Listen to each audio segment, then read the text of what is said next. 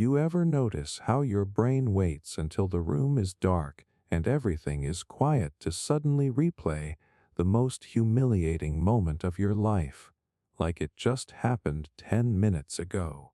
You are lying there trying to sleep, and out of nowhere your mind drags up that weird thing you said in class 8 years ago, or that awkward handshake, or the time you confidently waved at someone who was not waving at you. And what is strange is not just that you remember it. It is how vivid it feels. Your chest tightens. Your stomach reacts. Your brain acts like the event is happening right now, even though nobody else on earth remembers it anymore. But here is the disturbing part. What your brain shows you in those moments is usually not the real memory. It is a rewritten version. Your mind quietly edits embarrassing memories over time, and it does it for a reason that most people never realize. The memory you replay before sleep is often more emotional than factual. Your brain sharpens the humiliation, exaggerates people's reactions, and cuts out details that would make you feel safer. It creates a version designed to hold your attention because your brain has one job at night. It wants to protect you from future social danger. That sounds dramatic until you understand how ancient your nervous system really is. Thousands of years ago, being rejected by your group could genuinely destroy your chances of survival. Humans survived through belonging. If the tribe pushed you out, you were vulnerable. So your brain evolved to treat social embarrassment almost like physical pain. This is why rejection feels heavy in your body instead of just your thoughts. Brain scans actually show that social humiliation activates some of the same regions involved in physical injury. Your brain does not fully separate emotional danger from survival danger, and late at night your defenses are lower. During the day your attention is scattered: notifications, conversations, tasks, noise. Your conscious mind stays busy enough to suppress certain emotional material. But when you finally lie down in silence, your brain switches modes. Something called the default mode network becomes more active. This is the system connected to self-reflection, memory reconstruction, and internal storytelling. Basically, your brain starts reviewing your social life like a security team scanning old footage for threats. Except it is not objective footage. Memory is not a recording. Every time you remember something, your brain rebuilds it from pieces. Emotions, assumptions, insecurities all get mixed into the reconstruction process, which means every replay slightly changes the memory itself. The more shame attached to it, the more distorted it can become over time. That awkward moment from years ago may have originally lasted 5 seconds. But after replaying it 50 times, your brain turns it into an emotional monster. You start remembering facial expressions more intensely. You imagine people judging you harder than they actually did. You mentally zoom in on your own behavior while deleting evidence that nobody cared. And the worst part is that your brain thinks it is helping you. It believes that by repeatedly showing you painful memories, it can stop you from repeating social mistakes. Your mind treats embarrassment like a lesson that must stay emotionally charged in order to remain useful. So before sleep, when your brain starts organizing emotional experiences, it pulls up unfinished social pain and asks one silent question: how do we make sure this never happens again? That is why these memories often arrive with such strange intensity. Your brain is not trying to torture you for fun. It is trying to train you through discomfort. But this survival mechanism becomes dangerous in modern life because your brain cannot tell the difference between real social threats and harmless, awkward moments. Saying something weird in a meeting is not life-threatening. Posting a photo and getting ignored is not tribal exile, but your nervous system reacts anyway because emotionally it still operates on ancient rules. And once you understand this, something unsettling becomes obvious. Some people spend their entire lives trapped inside edited memories that are harsher than reality. They slowly build identities around moments their brain distorted. One embarrassing interaction becomes proof that they are socially awkward. One rejection becomes proof they are unlovable. One failed presentation becomes evidence that they should never speak confidently again. The memory stops being an event and becomes a personality. This is why two people can experience the exact same humiliation and come away completely differently. One laughs about it a week later. The other replays it for 10 years. The difference is not the event itself.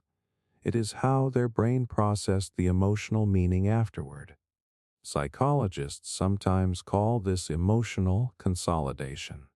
During rest, your brain decides which experiences deserve long-term emotional importance. Strong emotional moments get prioritized because your brain assumes they contain survival information. So if you felt deep shame during an interaction, your mind stamps it as important. It saves it carefully. Then it keeps reopening the file. But here is what nobody tells you. The more you replay an embarrassing memory, the less accurate it becomes. People assume repetition strengthens truth. In reality, repetition strengthens familiarity. Your brain starts trusting the version it repeats most often, even if that version is distorted. Which means your nightly overthinking sessions can slowly rewrite your personal history without you noticing. And this explains something almost everyone experiences but rarely talks about. Sometimes the memory hurts more years later than it did the day it happened. Not because the event became worse, but because your brain kept emotionally editing it in the background. Quietly, repeatedly, almost like a movie scene being recut every night while you sleep. The strange thing is that your brain does not only do this with shame, it also does it with regret, rejection, failure, and fear. Any emotionally unresolved experience can return at night because your mind hates unfinished emotional business. Sleep is supposed to help process emotion, but when the emotion feels unresolved, your brain keeps reopening the loop instead of closing it, which is why some people are exhausted before they even fall asleep.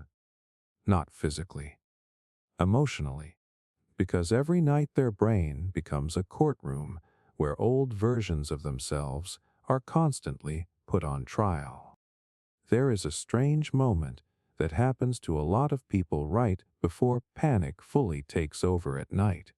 Your thoughts start racing. Your chest tightens. You suddenly become aware of your heartbeat like it is too loud.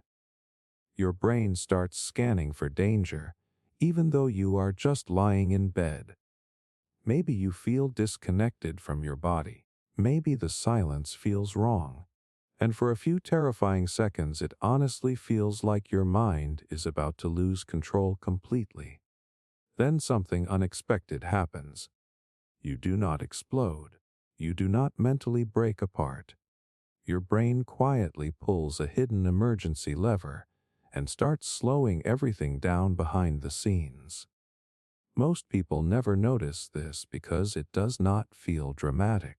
It feels weird, foggy, heavy, detached. Sometimes it even feels emotionally numb. But that strange shift is actually one of your brain's oldest survival mechanisms activating in real time. Your nervous system has a built-in shutdown sequence designed to stop you from spiraling beyond a certain point during overwhelming stress, especially at night when panic feels amplified.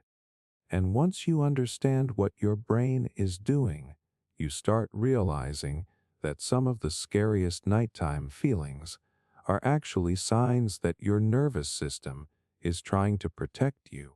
The human brain has a limit. It cannot stay in full panic forever. People imagine anxiety as an endless upward spiral where your body keeps getting more terrified until you collapse. But biologically, that is not sustainable. Panic burns enormous amounts of energy.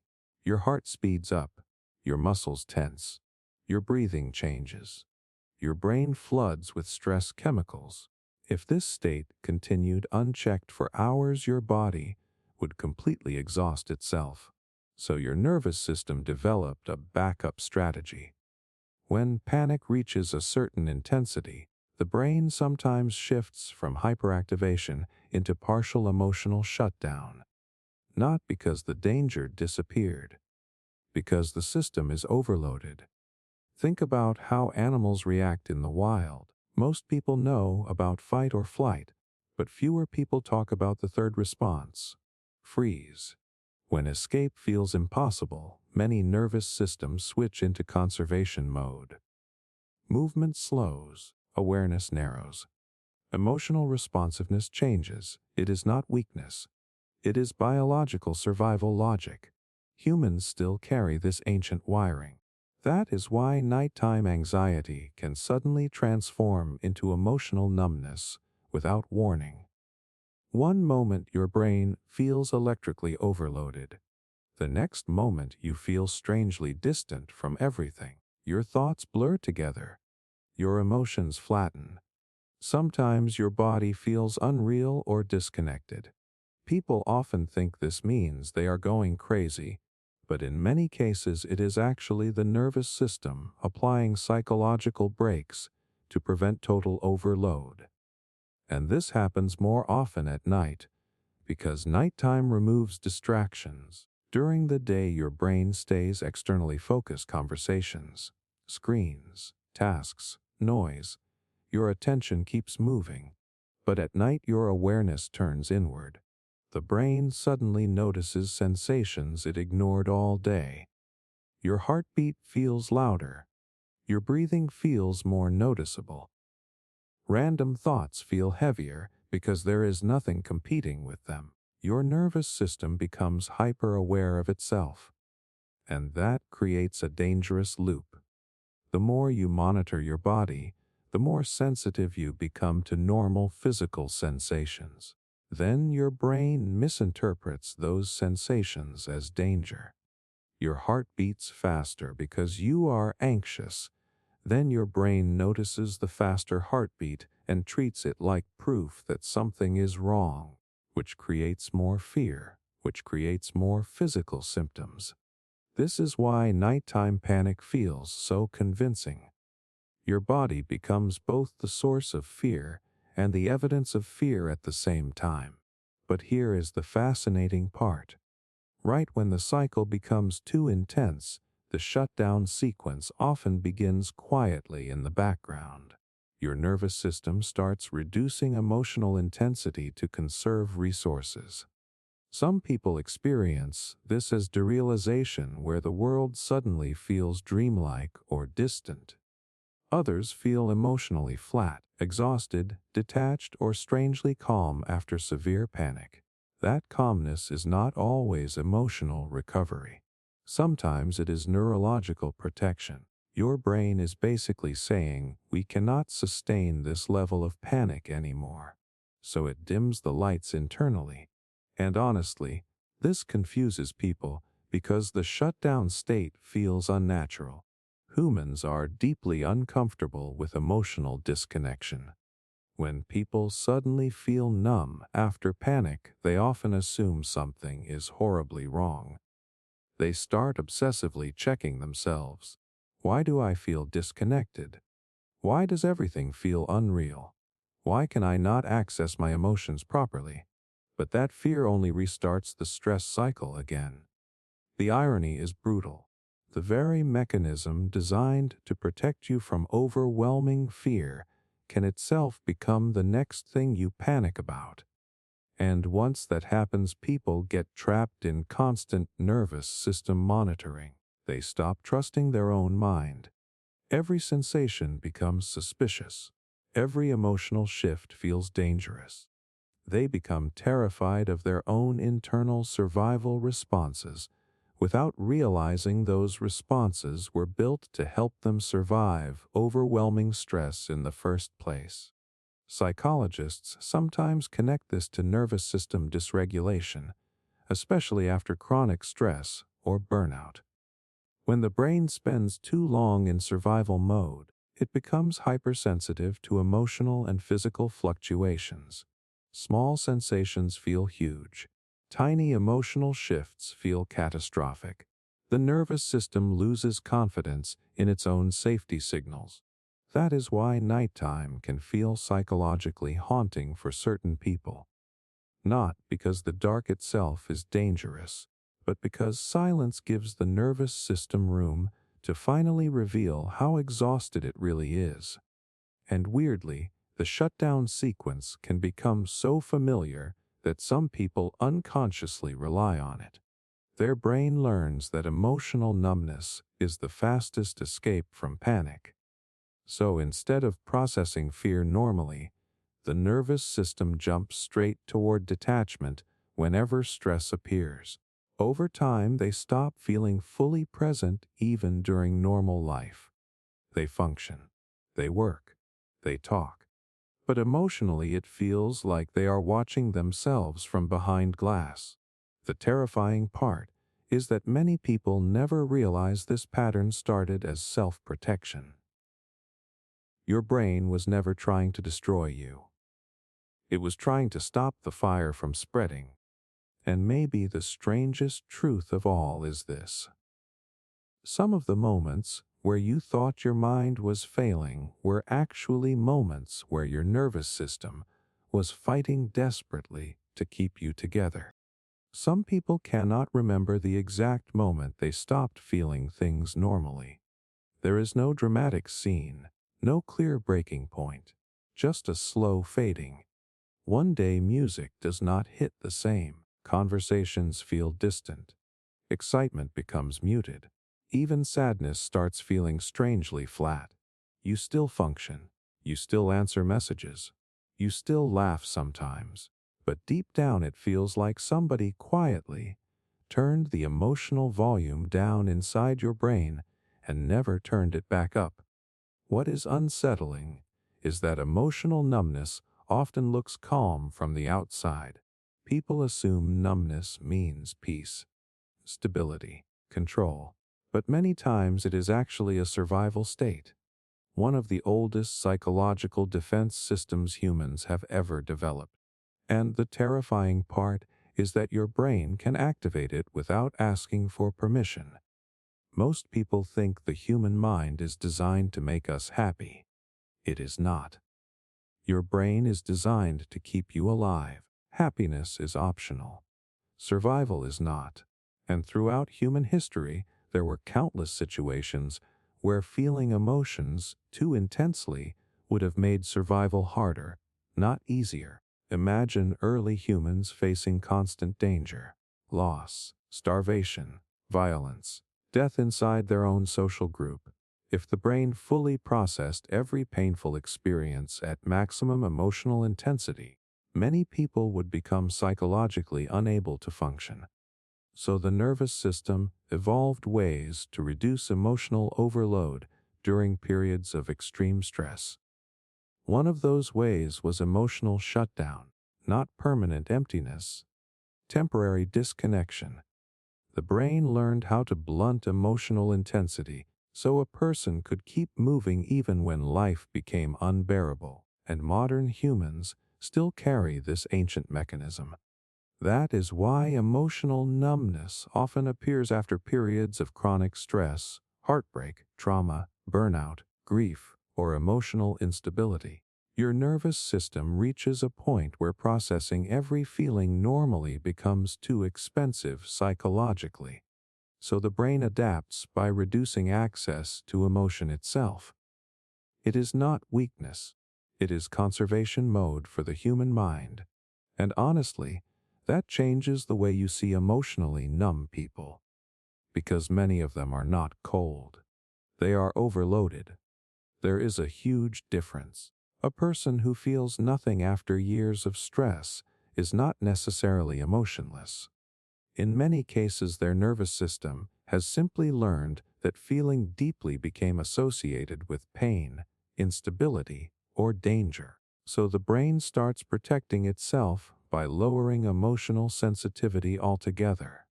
Think about what happens after repeated disappointment. At first, rejection hurts sharply. Then eventually the brain starts expecting it. Emotional anticipation changes. Hope becomes dangerous because disappointment feels inevitable. So the nervous system begins numbing both pain and excitement at the same time. That is the hidden cost most people do not realize. The brain cannot selectively numb emotions. When it lowers pain, it often lowers joy too. This is why emotionally numb people frequently describe life as gray instead of tragic. They are not always drowning in sadness. Sometimes they just cannot fully connect to anything anymore. Food tastes duller emotionally. Achievements feel strangely empty. Relationships feel distant, even when they care about the people around them. And the scariest part is how normal this state can start to feel. The human brain adapts to almost anything repeated long enough. If emotional numbness protects you during difficult periods, your nervous system may begin treating numbness as the new baseline. Over time, the brain starts associating emotional detachment with safety itself.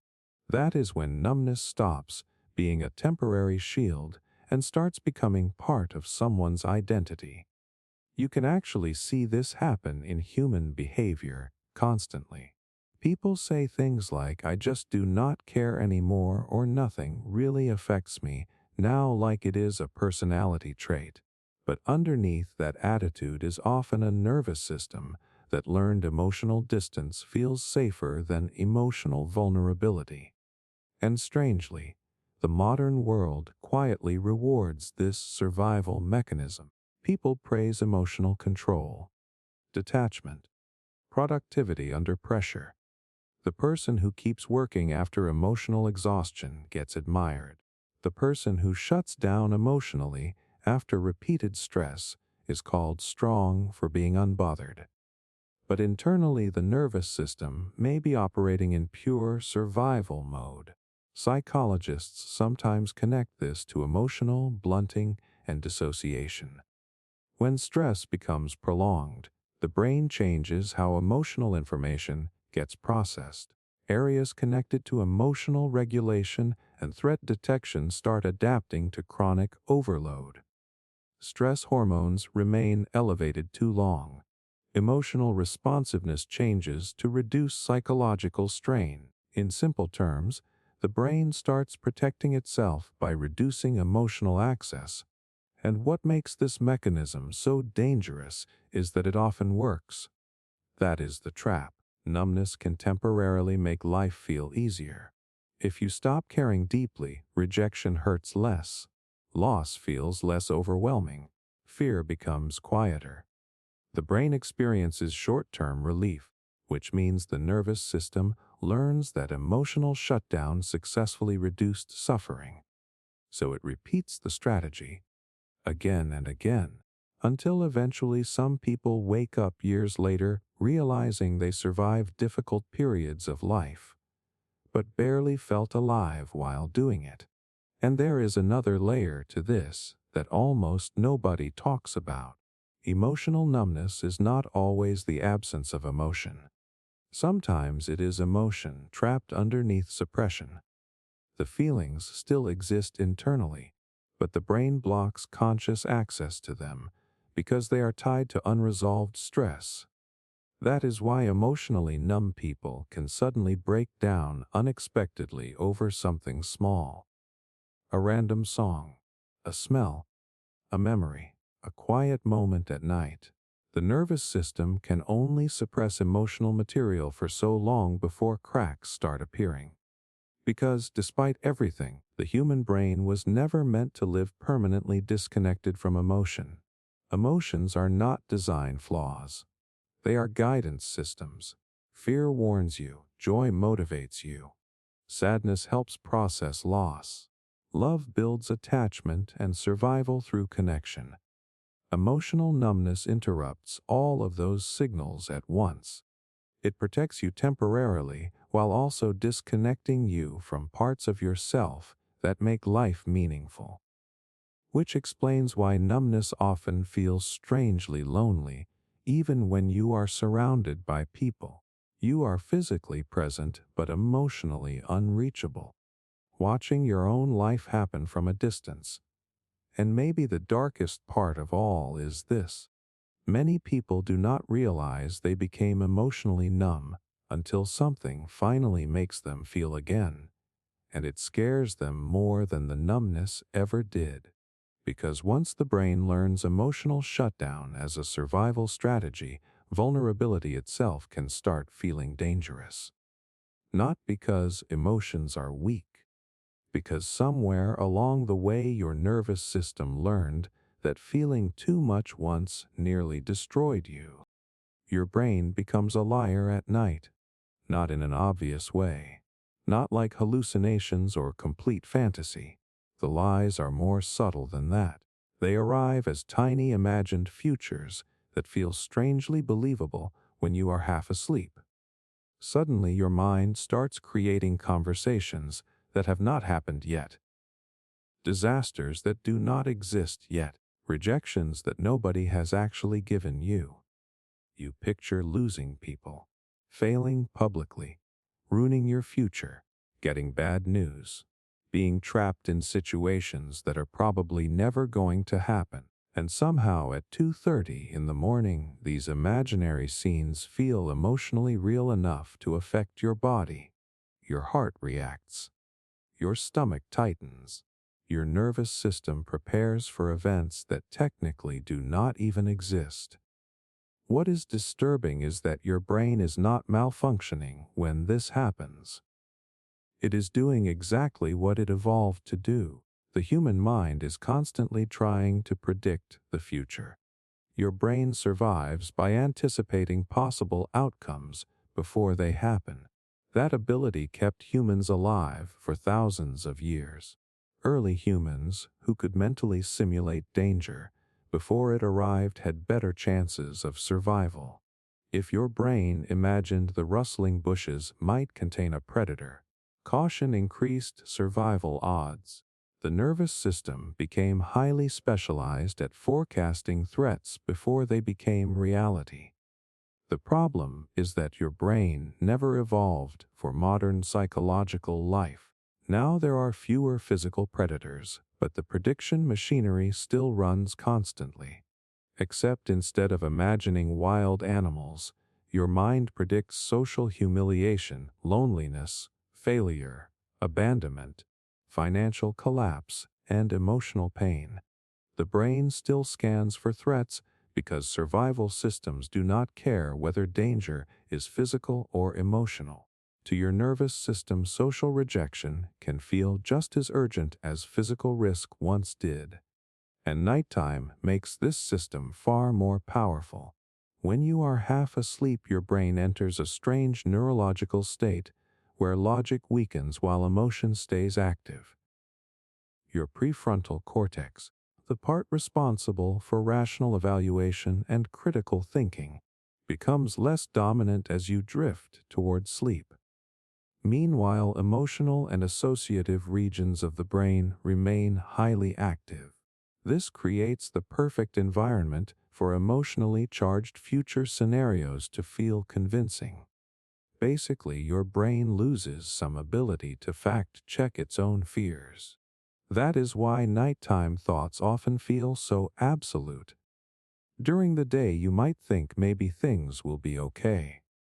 But half asleep, your brain suddenly decides everything is doomed with terrifying certainty. Small uncertainties become catastrophic predictions because your emotional brain temporarily gains more control over the narrative. And here is the unsettling part.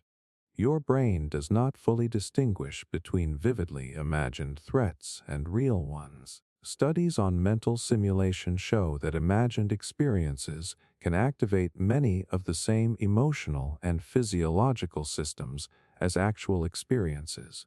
This is why you can physically react to a future event that has never happened. Your body responds to the emotional meaning of the scenario, not just its factual reality. So when your brain creates a fake future where somebody leaves you or rejects you or humiliates you, your nervous system reacts as if preparation is necessary right now. Your body enters survival mode for fiction. And honestly, this explains why nighttime anxiety can feel impossible to escape. You are trying to use logic against a brain state where emotion temporarily overpowers logic. The more tired you become, the more emotionally persuasive your imagined scenarios feel. But there is an even stranger reason the brain does this. Your mind hates uncertainty more than negativity. That sounds backwards, but psychologically it makes sense. Uncertainty prevents the brain from preparing. A negative prediction at least creates the illusion of readiness. If your brain convinces you that disaster is coming, it can start planning emotionally for survival. In a twisted way, catastrophic thinking makes the nervous system feel less helpless. This is why your brain often invents worst-case scenarios, specifically when life feels uncertain. Relationship uncertainty, career uncertainty, health uncertainty, social uncertainty. The mind fills informational gaps with emotionally intense predictions because the brain would rather prepare for fake danger than remain unprepared for possible danger. And late at night uncertainty feels magnified. The future becomes psychologically louder in darkness because external distractions disappear. Your awareness turns inward. Small unresolved questions suddenly expand into giant emotional possibilities. A delayed text message becomes evidence of rejection. One awkward interaction becomes proof of social failure. A minor physical symptom becomes a terrifying health prediction. Your half-asleep brain starts connecting random dots into emotional stories. And because your logical filtering is weaker, those stories feel incredibly convincing. There is also something deeply personal happening underneath these fake future scenarios. Your brain usually builds them from unresolved emotional material. People rarely obsess over random fears. The imagined futures that haunt you at night often reveal what your nervous system already feels unsafe about internally. Someone afraid of abandonment imagines being left. Someone insecure about failure imagines humiliation. Someone carrying emotional wounds from the past unconsciously projects those fears into future situations. The brain uses future fantasies to rehearse emotional survival. That is why the scenarios often repeat in different forms over and over again. The details change, but the emotional core stays identical. Different people, different settings, same fear underneath. And the frightening thing is how believable these mental simulations become while half asleep. Your brain starts blending memory, fear, imagination, and prediction together until you cannot easily separate possibility from reality anymore. You emotionally experience events that have never occurred. Sometimes people lose entire nights fighting futures that only existed inside their own nervous system.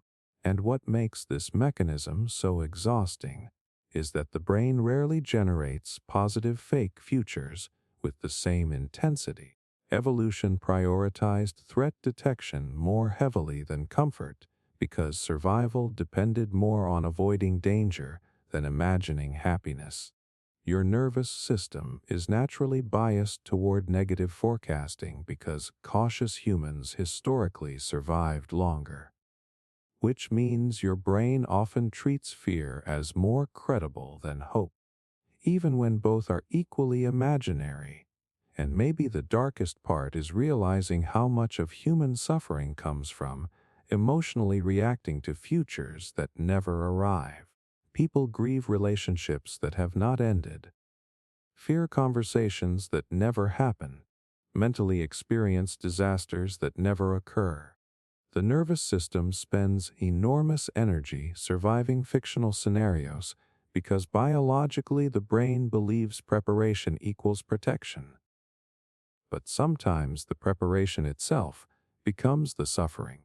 Your mind keeps trying to rescue you from tomorrow while quietly destroying your ability to feel safe tonight.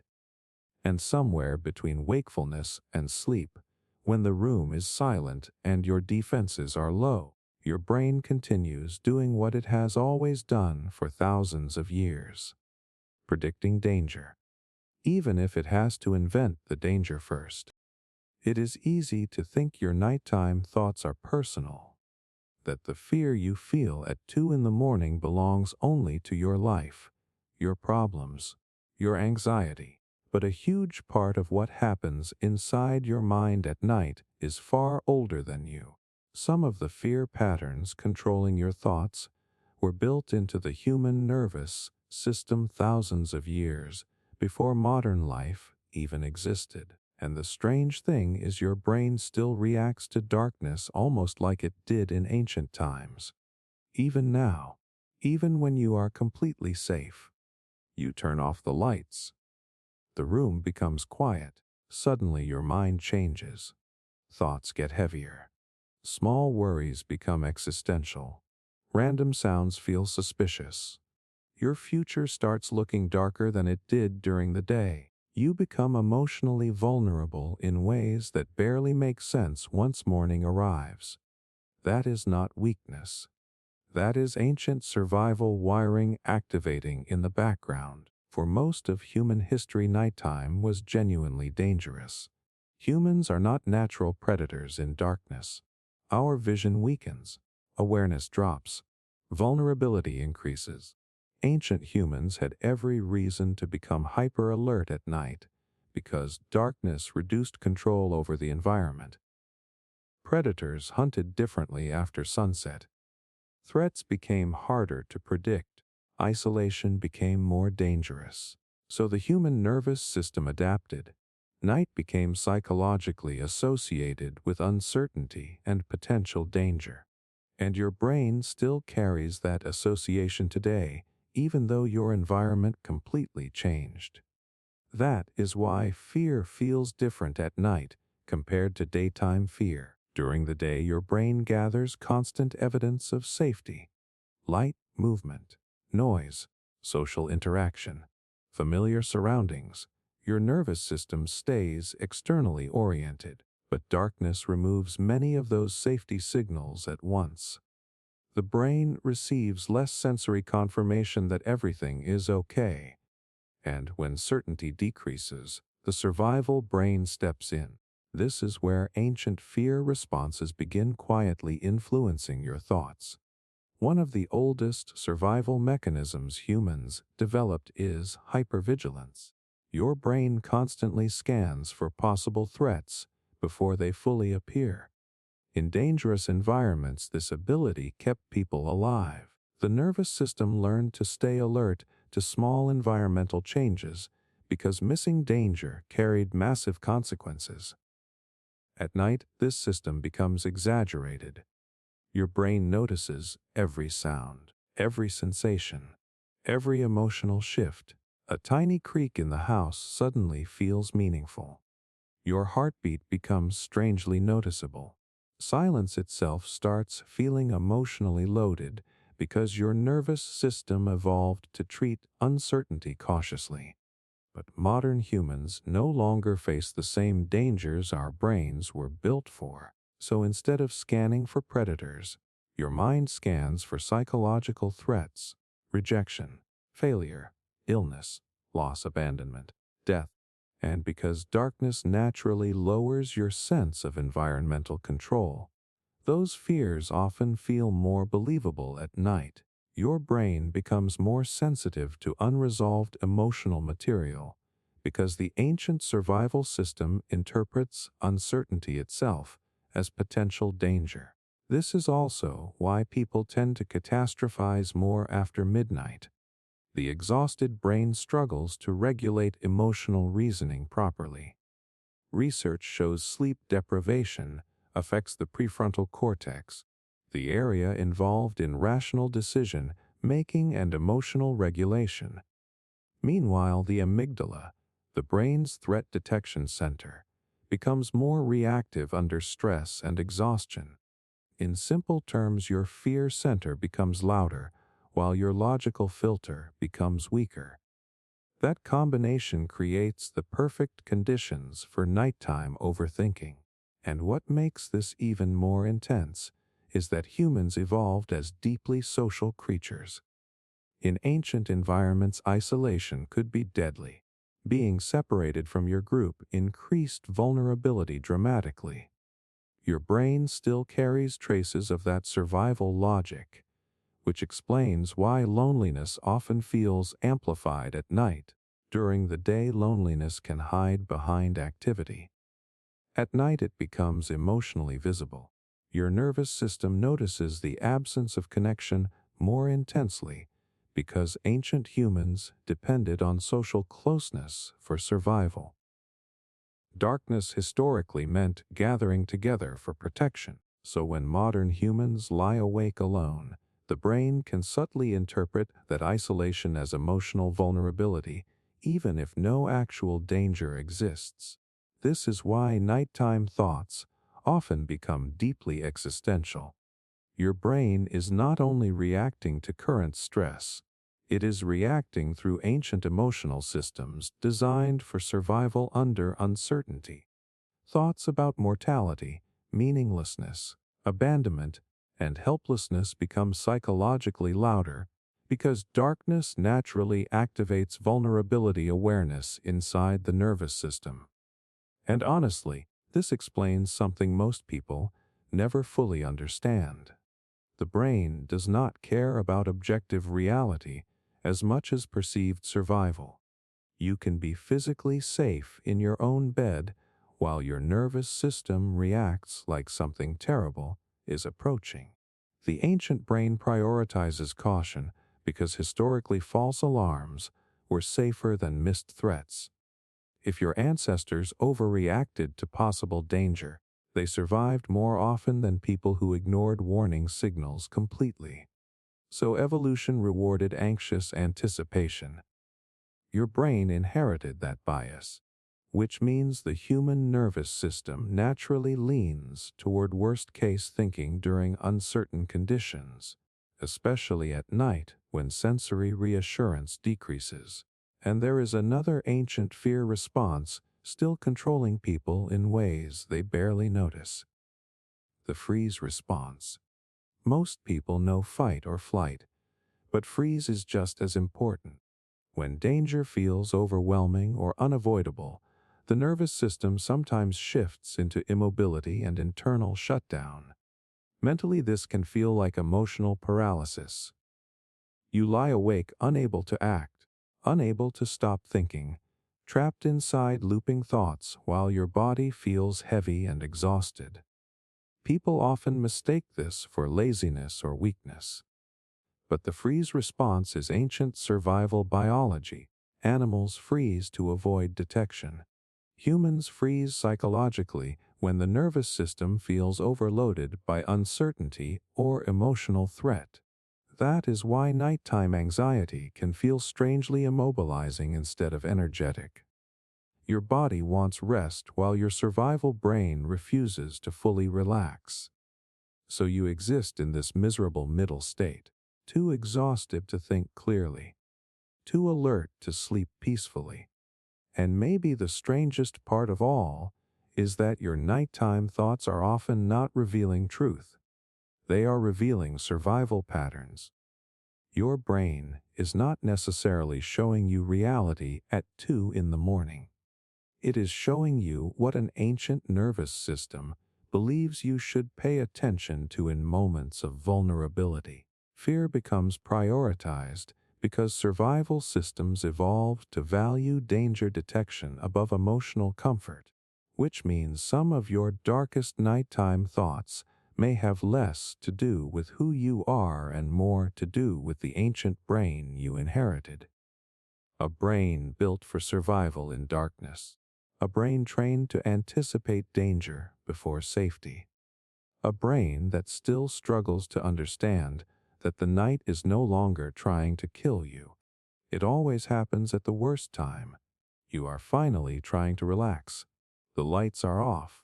The room is quiet.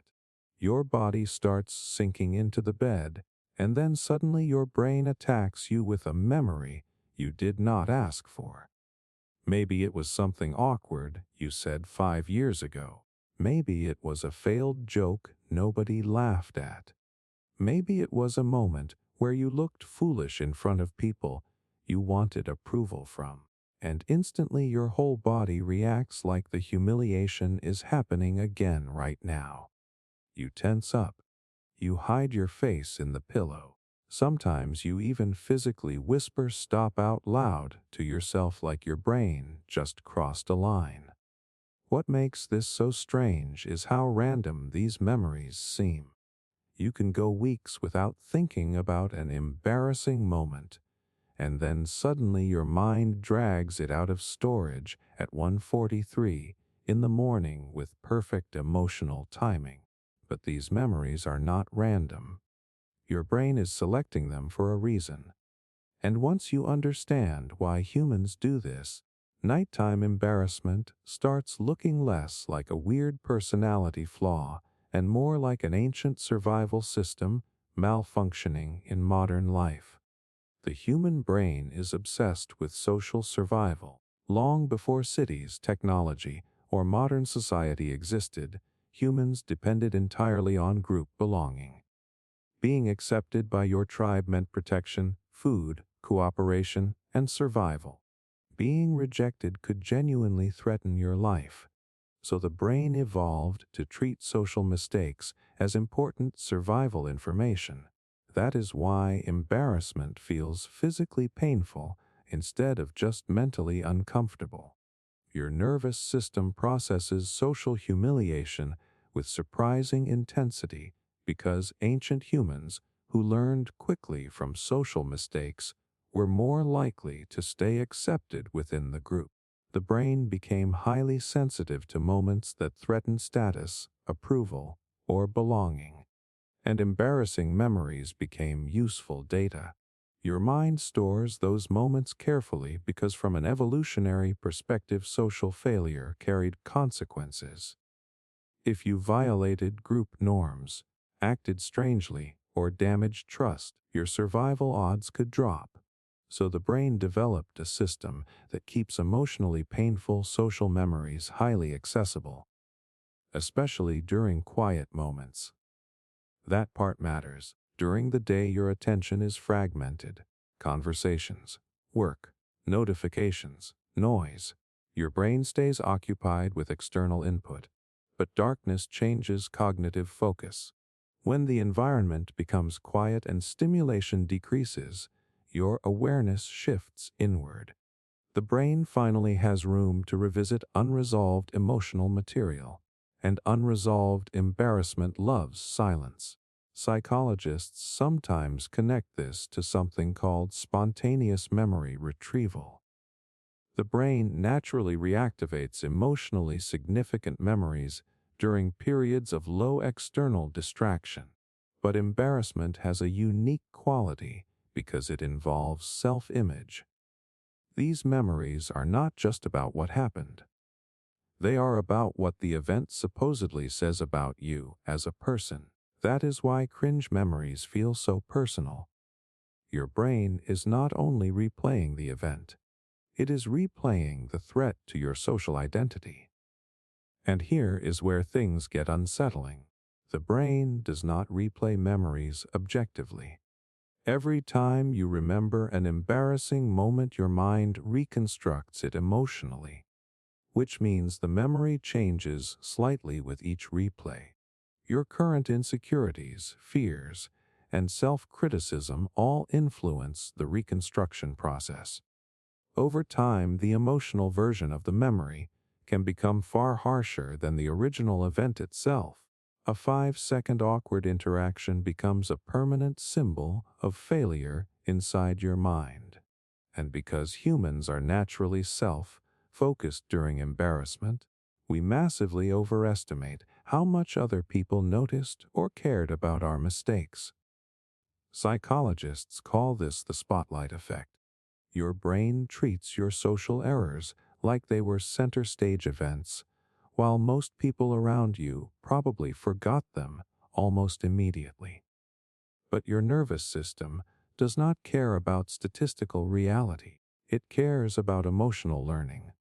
So the memory stays active.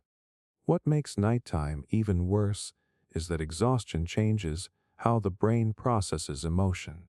When you are tired, your ability to regulate negative thinking weakens. The emotional centers of the brain become more reactive, while rational perspective becomes harder to maintain. This is why cringe memories suddenly feel devastating at night, even though they seem ridiculous by morning. Your brain loses emotional proportion in darkness. And strangely, humans often replay embarrassing moments not to suffer, but to prevent future humiliation. Your mind believes repeated analysis might protect you socially next time. If the brain can fully understand what went wrong, maybe it can avoid repeating the mistake. So your nervous system keeps reopening old social wounds, searching for lessons. The problem is that this system was designed for occasional reflection, not endless replay loops. Modern humans can mentally revisit embarrassing moments hundreds of times without resolution. Social memory becomes obsessive because the brain never receives a clear signal that the threat has passed. And honestly, social media made this ancient mechanism much worse. For most of human history, embarrassing moments disappeared naturally with time. But now awkward experiences can be recorded, shared, replayed, and socially reinforced online forever. The human brain evolved for small tribe social dynamics, not permanent digital memory archives. Your nervous system still processes embarrassment with ancient emotional intensity, while modern technology gives social mistakes endless psychological lifespan. That combination overwhelms the brain, which explains why some people become trapped in chronic self-consciousness. They start monitoring themselves constantly, analyzing facial expressions, rehearsing conversations before they happen, replaying interactions afterwards, searching for mistakes. Their nervous system becomes hyper-focused on avoiding social embarrassment at all costs.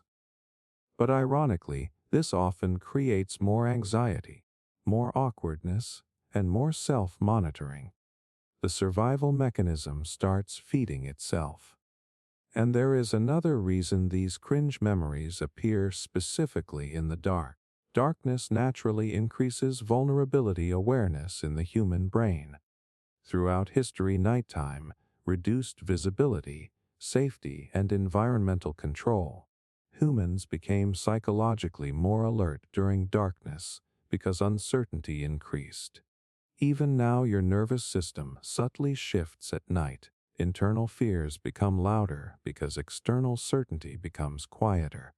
So, unresolved social pain rises more easily to the surface, especially the memories carrying shame, because shame is not just about what happened. Shame is about feared rejection. Your brain keeps revisiting cringe moments because ancient survival systems still treat social acceptance like life or death emotionally. Somewhere deep inside your nervous system, there is still a primitive fear that humiliation could separate you from the group. Even if logically, you know that is absurd. And maybe the strangest part of all is realizing that many of the embarrassing moments haunting you are probably remembered only by you. Other people moved on, forgot, got distracted by their own insecurities and failures. But your brain keeps preserving these moments like sacred warnings from the past. Tiny emotional scars stored inside an ancient survival machine that still believes social mistakes can threaten your existence. So in the darkness your mind keeps replaying them. Not because you are broken, because your brain is still trying to protect you from a tribe that no longer exists. One of the strangest things about being human is that the mind can survive pain that once felt impossible to survive. At first, the loss destroys you. The rejection consumes your thoughts. The humiliation burns in your chest every morning you wake up. You genuinely believe the feeling will never shrink, never soften, never loosen its grip around your life. And then slowly, almost invisibly, something strange begins happening inside your brain. The pain changes shape. Not all at once, not dramatically, but little by little the emotional intensity starts fading around the edges. Memories that once crushed your nervous system become strangely manageable. Things that once made you cry instantly now feel distant. Even traumatic experiences eventually lose some of their emotional sharpness over time. Most people think this happens because humans are strong. But the truth is far more psychological than inspirational. Your brain is actively editing your relationship to pain behind the scenes. And it does this because constant suffering is biologically unsustainable. The human nervous system was never designed to stay emotionally overwhelmed forever. If emotional pain remained permanently intense at its original level, people would psychologically collapse under the weight of repeated loss, grief, rejection, and fear. So over thousands of years the brain evolved mechanisms that gradually reduce emotional intensity after painful experiences. Not because the experience stops mattering, because survival requires adaptation. One of the most important mechanisms behind this is something psychologists call emotional habituation. The brain responds most intensely to emotional experiences that feel new, unpredictable, or threatening. But repeated exposure changes the nervous system's reaction over time. As your brain repeatedly revisits painful memories, the emotional alarm slowly weakens because the mind learns the feeling itself is survivable. That is the hidden trick. Your brain is constantly gathering evidence that you survived the pain. Every day you wake up after heartbreak, your nervous system quietly updates its calculations. Every time you continue functioning after humiliation or grief, your brain slowly stops treating the memory like an immediate survival emergency. The emotional charge decreases because your nervous system realizes the threat did not destroy you. And honestly, this process is one of the reasons humans can endure things that initially feel unbearable. Imagine if every painful memory stayed emotionally fresh forever. A breakup from 10 years ago would hurt with the same intensity every morning. Childhood embarrassment would feel as raw as the day it happened. Grief would permanently overwhelm the nervous system at full force. People would become trapped emotionally inside every painful moment they ever experienced. So the brain adapts instead. But here is what makes this mechanism fascinating. Your brain does not erase pain. It changes the way pain is processed emotionally. That difference matters. You still remember what happened, sometimes in vivid detail. But the nervous system slowly stops reacting with the same level of emergency. The memory becomes informational instead of immediately threatening. In many cases, your brain literally changes how strongly emotional networks activate around certain experiences. This is why old heartbreaks can eventually feel strangely unreal. At one point, your entire emotional world revolved around that person. Losing them felt catastrophic. Then years later you remember the experience almost like you are remembering somebody else's life. The facts remain, but the emotional intensity no longer fully attaches itself to the memory. And there is another psychological trick happening underneath all this. Humans are natural meaning makers. After painful experiences, the brain instinctively searches for explanations, lessons, or narratives that reduce emotional chaos. People start reframing suffering in ways that make it psychologically easier to carry. Maybe the rejection taught confidence. Maybe the loss revealed hidden strength. Maybe the failure redirected life towards something better. Even when people do not consciously realize it, the brain constantly reorganizes emotional memories into more survivable stories, because meaningless pain feels heavier than pain attached to purpose. That is why two people can experience similar suffering while emotionally recovering very differently. The nervous system does not only respond to events themselves, it responds to the emotional interpretation of those events. The brain works desperately to create narratives that reduce helplessness because helplessness keeps survival systems activated longer. And strangely, memory itself starts helping with this process. The human brain does not store memories like perfect recordings. Memories are reconstructed every time you revisit them. Details shift. Emotional emphasis changes. Certain moments become blurrier, while others fade completely.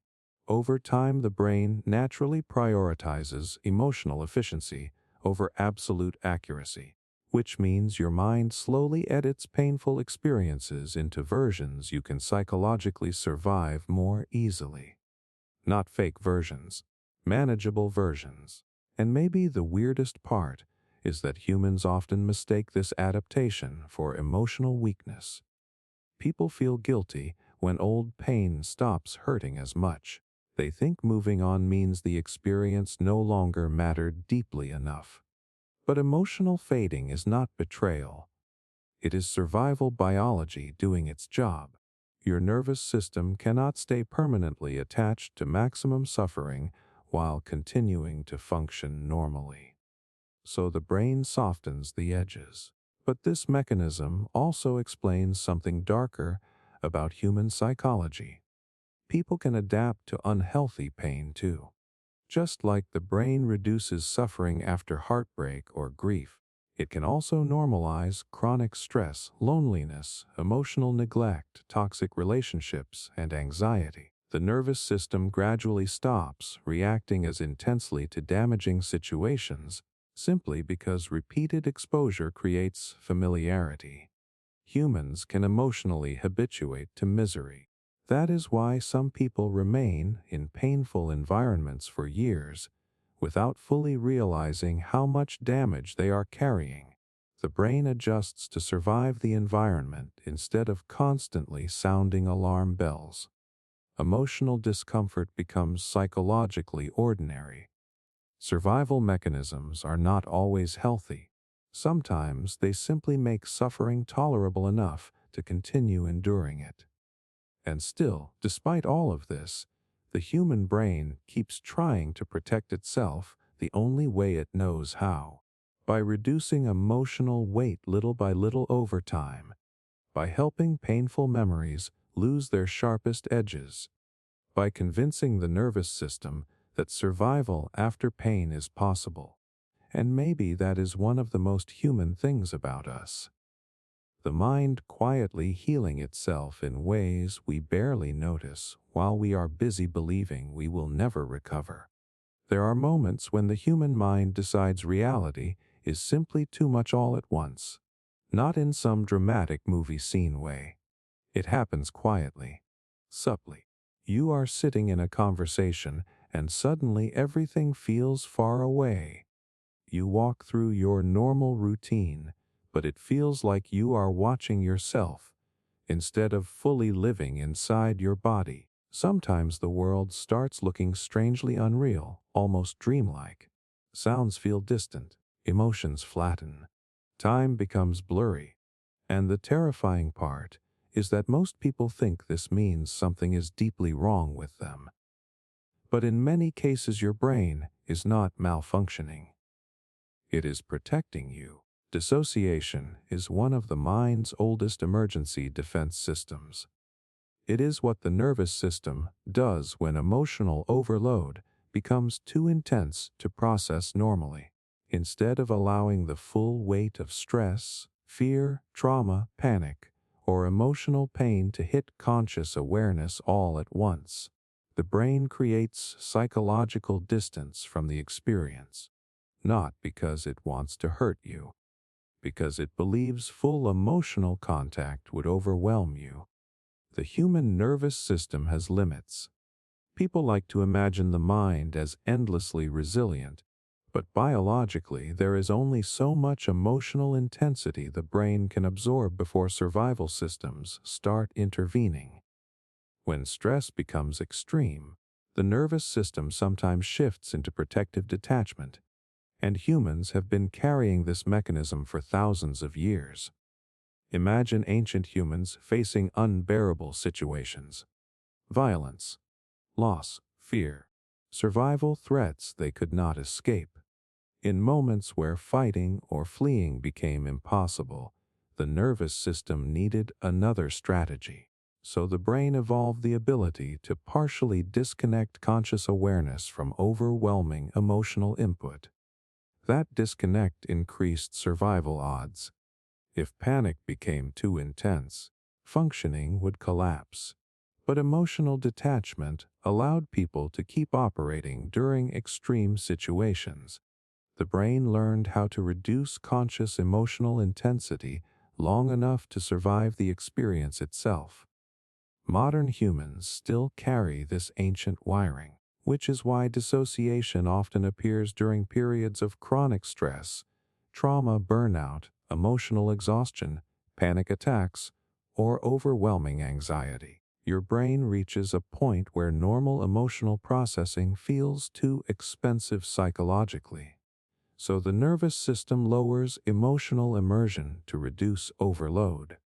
And honestly, that explains why dissociation feels so strange. You are still conscious, still functioning, still technically present, but part of your mind pulls back internally, almost like your awareness steps a few inches away from reality. People describe it differently depending on how it appears. Some feel emotionally numb. Others feel disconnected from their body. Some experience derealization, where the world feels artificial or dreamlike.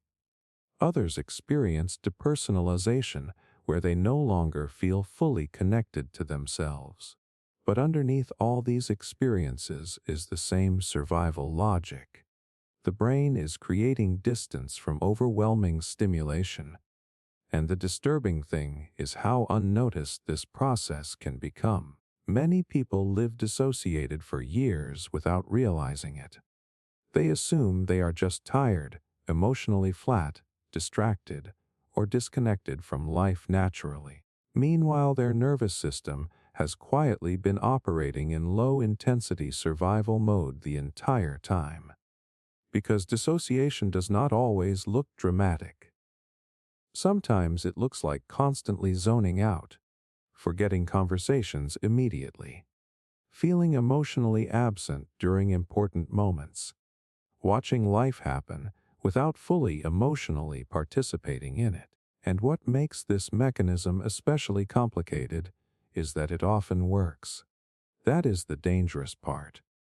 Dissociation can temporarily reduce emotional suffering very effectively. If your brain disconnects from overwhelming fear, panic feels smaller. If emotional numbness blocks painful feelings, distress becomes easier to tolerate temporarily. The nervous system experiences relief from overload. So the brain learns the strategy. And over time the mind may begin using dissociation automatically whenever stress appears. This is why people who experienced chronic emotional stress early in life often dissociate more easily later on. Their nervous system learned detachment as a survival response long before adulthood. Emotional shutdown became familiar, predictable, safe, not healthy necessarily, but survivable. And modern life creates perfect conditions for chronic dissociation without people even realizing it. Constant stimulation, emotional burnout, social pressure, anxiety, exhaustion, digital overload. The nervous system rarely gets full recovery anymore. Many people spend years psychologically overstimulated while trying to function normally. Eventually, the brain starts conserving emotional energy however it can. By dimming emotional intensity, by disconnecting awareness slightly, by reducing full psychological contact with reality. And what makes dissociation so frightening for people is that humans instinctively fear losing connection with their own mind. When reality suddenly feels distant, people panic. They obsessively monitor themselves. Why do I feel unreal? Why do I feel disconnected? Why does my own life feel dreamlike? But ironically, fear about dissociation often strengthens the stress causing it. The nervous system becomes trapped in a loop where overload creates detachment, then fear of detachment creates more overload. And underneath all this is one brutal truth about the human brain. Your nervous system cares more about survival than comfort. If emotional connection becomes too overwhelming, the brain will sacrifice emotional vividness temporarily to preserve psychological stability. That is what dissociation really is at its core: a trade. The brain reduces your sense of emotional presence in order to reduce emotional damage. And maybe the saddest part is that people often judge themselves harshly for this survival response. They think being emotionally disconnected means they are broken, weak, cold, or permanently damaged. But many times dissociation is evidence that the nervous system has been trying desperately to keep functioning under pressure for far too long. The mind was never trying to destroy itself. It was trying to avoid collapse. And maybe the strangest thing of all is this: some of the moments where you felt least connected to reality were actually moments where your brain was fighting hardest to protect you from reality feeling emotionally unbearable. There is a very specific kind of loneliness that appears when you are emotionally exhausted, not just tired physically. Deeper than that, the kind of exhaustion where your brain feels heavy and reality starts losing emotional color. And during those moments, something strange begins happening inside the mind.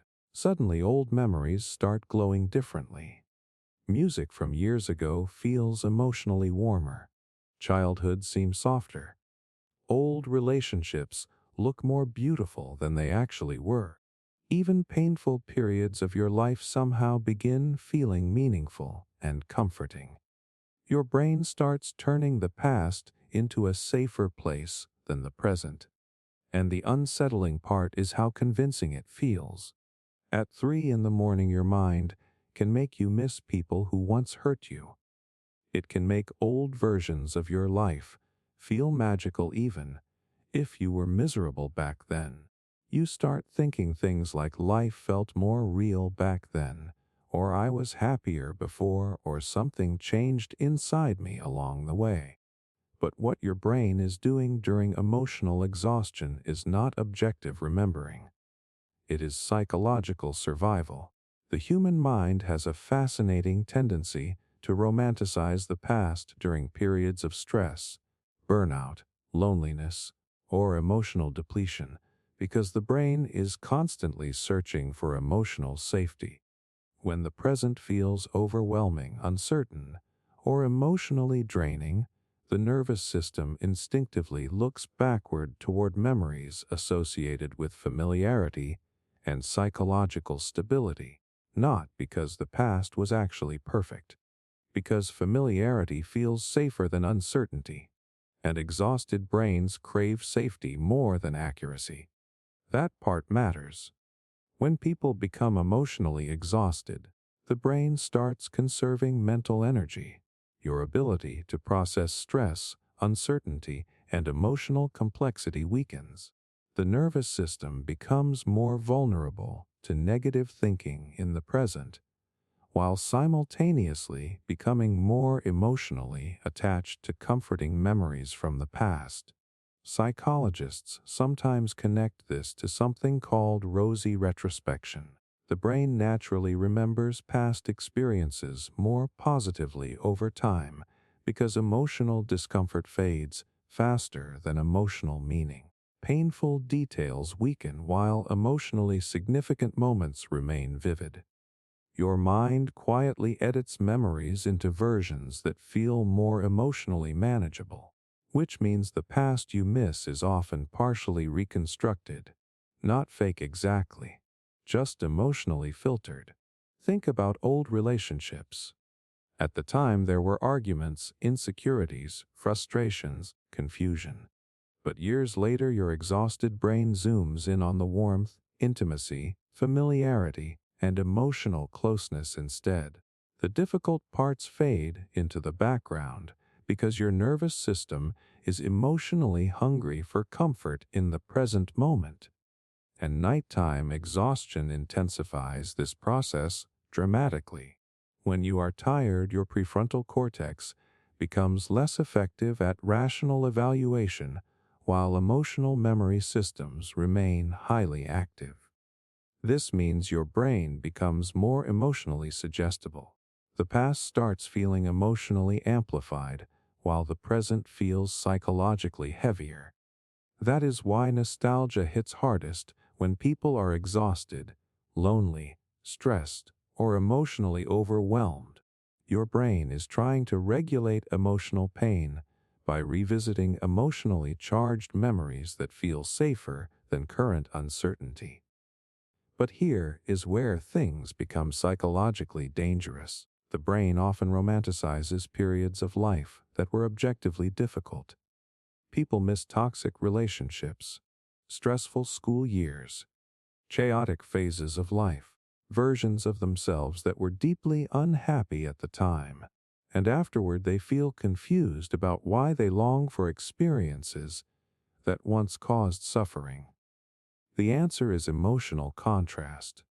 When the present feels emotionally depleted, the brain compares current emptiness against emotionally intense memories from the past.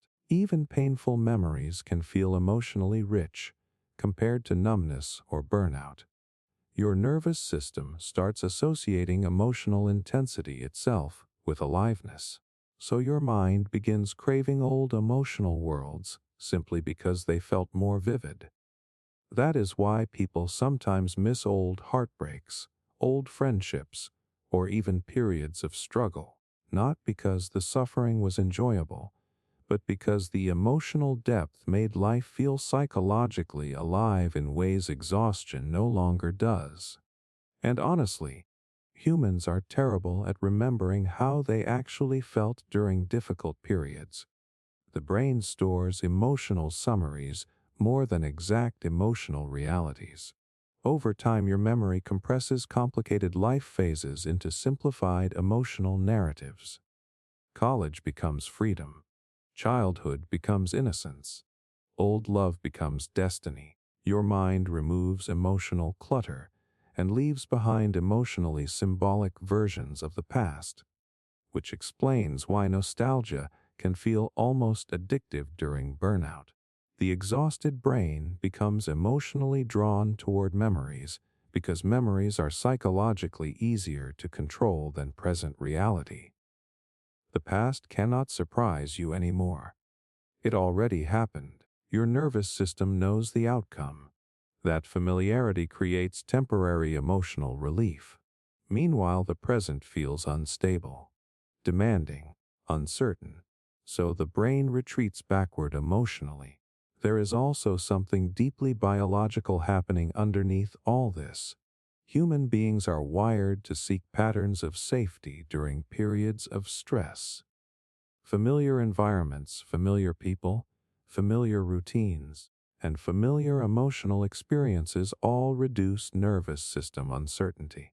Nostalgia activates some of those same emotional comfort systems because remembered familiarity can temporarily soothe emotional overload. In simple terms, your brain uses the past like emotional shelter. But nostalgia becomes dangerous when people start emotionally abandoning the present completely. Some people become trapped comparing current life against emotionally edited memories that no real present moment could ever compete with. The brain starts treating the past like a lost paradise instead of what it really was. A complicated human experience filled with both beauty and pain. And maybe the saddest part is this: many people are not actually missing the past itself. They are missing who they were emotionally capable of being back then. The ability to feel excitement easily, hope naturally, connection deeply, wonder without exhaustion. So the brain attaches those lost emotional capacities to old memories and convinces itself the past contained something permanently missing now. But often the real issue is not that the past was magical. It is that the present nervous system is depleted. Emotionally exhausted brains struggle to experience joy vividly in real time. So the mind keeps searching backward for evidence that life once felt more emotionally alive. And somewhere deep inside, your brain starts whispering a dangerous idea. Maybe the best parts of life already happened. Not because it is true, because exhausted minds mistake emotional fatigue for permanent loss. And in the silence of late-night loneliness, the past begins glowing brighter and brighter inside your memory until it almost feels safer to live there than here. Right before sleep, the human mind starts drifting into strange places. You are lying in bed staring at the ceiling, and suddenly your brain begins creating little worlds on its own. Imaginary conversations, alternate futures, memories blending into fantasy. You picture yourself becoming successful, escaping your current life, reconnecting with people, fixing old mistakes, finally being understood. Sometimes the daydreams are comforting. Sometimes they are painfully emotional. Sometimes they feel so vivid you almost prefer them to reality itself. And what is strange is how automatic it feels. You do not sit down and consciously decide to start imagining things. Your mind just slips into it naturally, almost like your brain was designed to do this at night. And honestly, it was. Daydreaming before sleep is not random mental noise. It is connected to one of the oldest psychological survival systems humans have ever developed. The human brain constantly simulates possible realities because imagination itself became essential for survival long before modern life existed.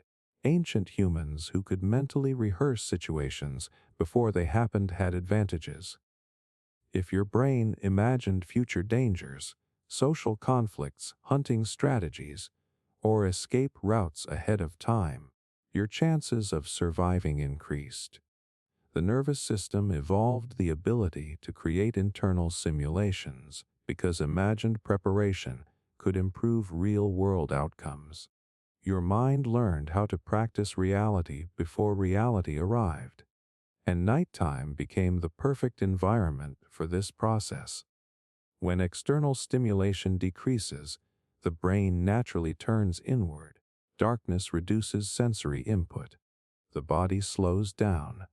Conscious attention relaxes. As you drift toward sleep, the boundary between structured thinking and free imagination starts weakening. Your brain enters a state where memory, emotion, prediction, and fantasy begin blending together more fluidly. That is why nighttime daydreams feel different from daytime thoughts. They are less controlled, more emotional, more symbolic.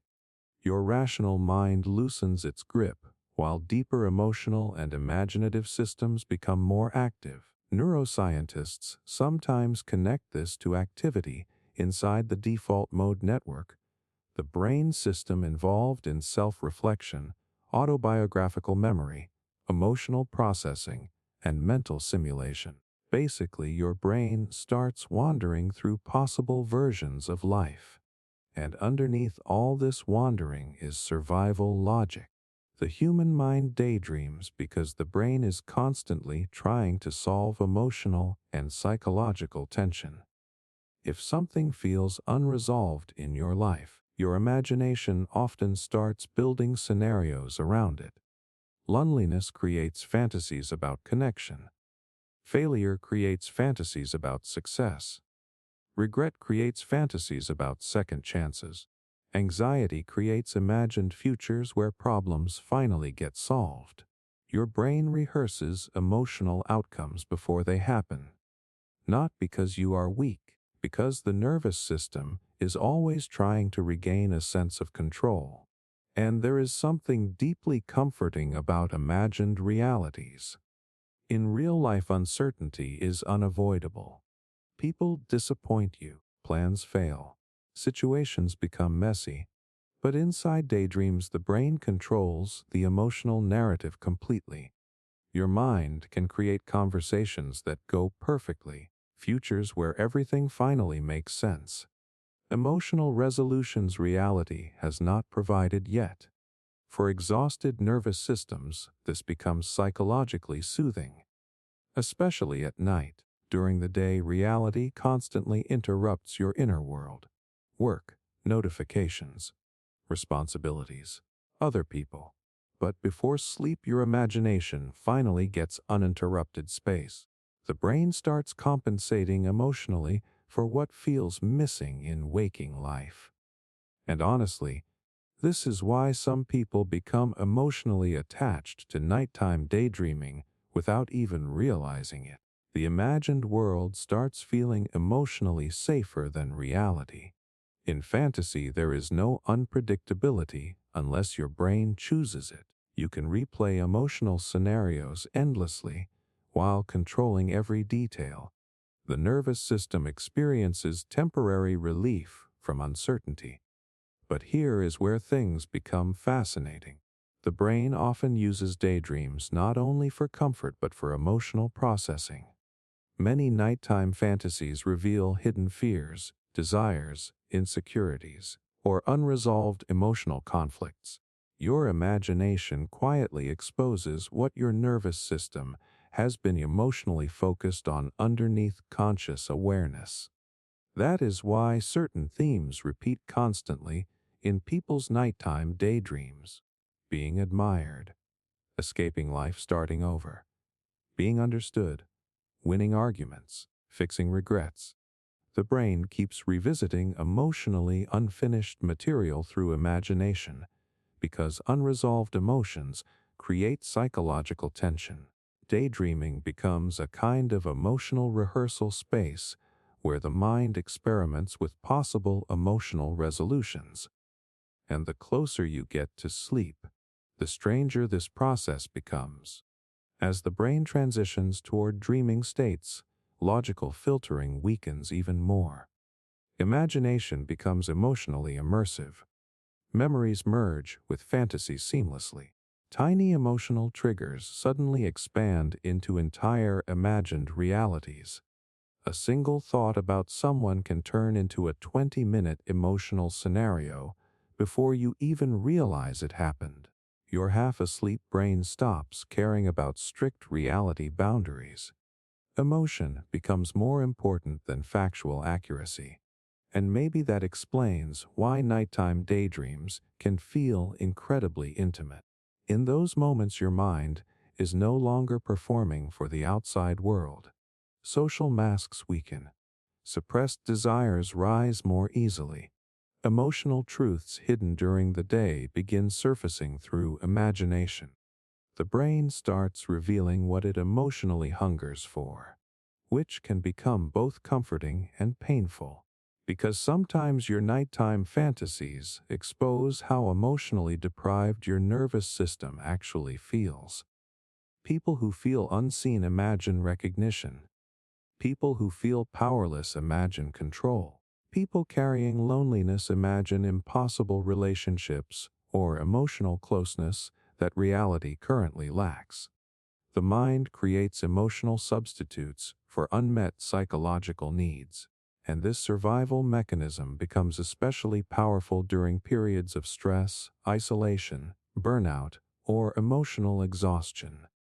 When reality feels psychologically draining, the brain increases internal fantasy activity because imagination becomes one of the few remaining spaces where emotional needs can still feel temporarily fulfilled.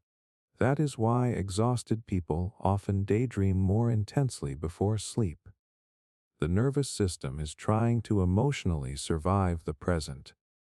And maybe the strangest part of all is this: humans spend enormous portions of their lives mentally living in realities that never physically happen. Entire emotional experiences unfold privately inside the mind every night while the body lies motionless in darkness. Imagined conversations, imagined futures, imagined versions of ourselves. Because somewhere deep inside the human brain, survival has never been only about enduring reality. It has also been about imagining realities emotionally worth surviving for. There are memories your brain knows before you do. That sounds impossible until you experience it yourself. A smell suddenly hits you, and your chest tightens for no clear reason. A random conversation leaves you emotionally unsettled all day, even though nothing obvious happened. Then years later something finally clicks into place, and a memory surfaces that explains everything.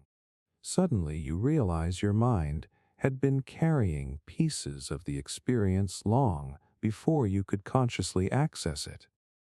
And the disturbing part is that this happens to people more often than they realize. The human brain does not store memories like a simple video archive. Memory is deeply tied to emotional survival. Your nervous system constantly decides not only what to remember, but also when you are psychologically capable of handling certain memories consciously. Which means sometimes the brain hides emotional material until it believes you are finally safe enough to face it, not because the memory disappeared, because survival came first. Most people imagine memory as a passive process. Something happens, the brain records it, and later you remember it. But emotionally intense experiences work differently. During overwhelming stress, the nervous system prioritizes survival over clear conscious processing. If fear, pain, helplessness, or emotional overload become too extreme, the brain may partially suppress, fragment, or disconnect from parts of the experience. This is not your mind being defective. It is an ancient survival adaptation. Imagine early humans facing terrifying situations they could not emotionally process in the moment. Panic, grief, violence, loss. If the nervous system became fully emotionally overwhelmed during danger, functioning could collapse completely. So the brain evolved ways to temporarily reduce conscious access to unbearable emotional material until survival became more stable. Modern humans still carry this same mechanism. That is why some memories feel emotionally unreachable for years, and then suddenly return later in life under specific emotional conditions. The brain constantly monitors whether your nervous system has enough stability, support, and emotional capacity to process certain experiences without becoming overwhelmed again. And safety changes everything. When humans finally enter environments where the nervous system feels less threatened, Suppressed emotional material often begins surfacing unexpectedly. People leave toxic situations and suddenly start remembering things they barely processed while living through them. Childhood memories return during emotionally stable relationships. Buried grief surfaces after years of emotional numbness. The brain starts unlocking emotional files it previously kept sealed for survival reasons. And honestly, this can feel terrifying because people assume hidden memories returning means something is going wrong mentally. But often the opposite is happening. Sometimes memories surface precisely because the nervous system no longer needs to spend all its energy simply surviving the present moment. The brain finally has enough emotional space to process unfinished pain. Psychologists sometimes connect this to state-dependent memory and trauma-related memory fragmentation. During highly stressful experiences, the brain processes information differently. Stress hormones affect how memories are encoded.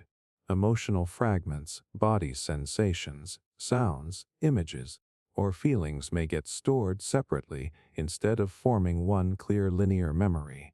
That is why certain memories return in pieces instead of complete stories. A feeling first, then an image, then physical sensations, then emotional understanding later.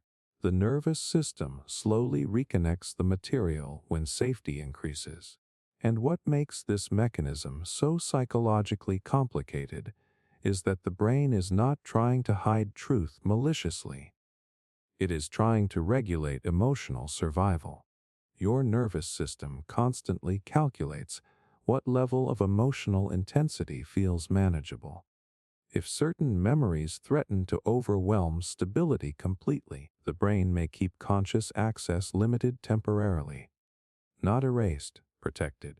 This also explains why emotionally neglected or chronically stressed people often struggle to recognize how badly something affected them until much later. While surviving difficult environments, the brain focuses on immediate functioning. Emotional processing becomes secondary. People normalize pain because fully acknowledging it, while trapped inside it, could feel psychologically unbearable. So the mind postpones emotional reckoning until later, until safety exists. And maybe one of the strangest parts of being human is that emotional safety itself can initially feel destabilizing. When people spend years in survival mode, calmness gives the brain room to notice emotions it previously suppressed. That is why some individuals feel emotionally worse after escaping difficult periods of life. Not because healing failed, because the nervous system finally stopped suppressing everything. The survival systems relaxed enough for hidden emotional material to rise into awareness. And the body remembers even when conscious memory feels incomplete. People often carry emotional reactions they cannot fully explain. Certain tones of voice trigger anxiety. Specific situations create overwhelming discomfort. The nervous system responds before the conscious mind understands why, because emotional memory systems operate faster and deeper than conscious reasoning. Your body can remember danger long before your conscious mind reconstructs the story around it. That realization changes how you see human behavior entirely. Some people are not irrational. They are responding to emotional patterns their nervous system learned years ago. And there is another reason the brain hides memories until safety appears. Identity protection. Humans build psychological survival around coherent self-narratives. Some memories threaten the way people understand themselves, their families, or their world. Fully confronting painful truths can destabilize identity structures the brain relied on emotionally for years. So the mind reveals difficult material gradually instead of all at once. Piece by piece, emotion by emotion, as psychological capacity increases, because the nervous system understands something brutal about human survival. Truth is not always emotionally survivable immediately. Timing matters. And maybe the saddest part is that many people spend years blaming themselves for emotional reactions they do not fully understand because their brain protected them so effectively they cannot consciously connect the reaction to its original source. The nervous system carries invisible history silently underneath everyday life, until one day safety finally arrives quietly enough for the mind to begin opening doors it once had to lock shut just to survive. There is a voice inside your head that never fully shuts up. Even right now, while you are listening to this, some part of your mind is quietly reacting to every sentence, agreeing, questioning, comparing, interpreting, planning what to do later, replaying something from earlier today, imagining tomorrow. The human brain maintains this constant internal narration almost endlessly, and most people never stop to ask why it exists in the first place. Because from an evolutionary perspective, talking silently to yourself is actually a very strange thing for a species to develop. But your inner monologue is not random mental noise. It is a survival tool, one of the oldest psychological systems the human brain uses to reduce fear, maintain control, and emotionally navigate uncertainty. And once you understand that, the way you hear your own thoughts starts looking completely different. Early humans survived by predicting danger before it fully appeared. The nervous system constantly scanned for threats in the environment because hesitation could be fatal. But survival required more than instinctive reactions. Humans also needed the ability to mentally simulate situations, evaluate risks, rehearse responses, and emotionally organize experience.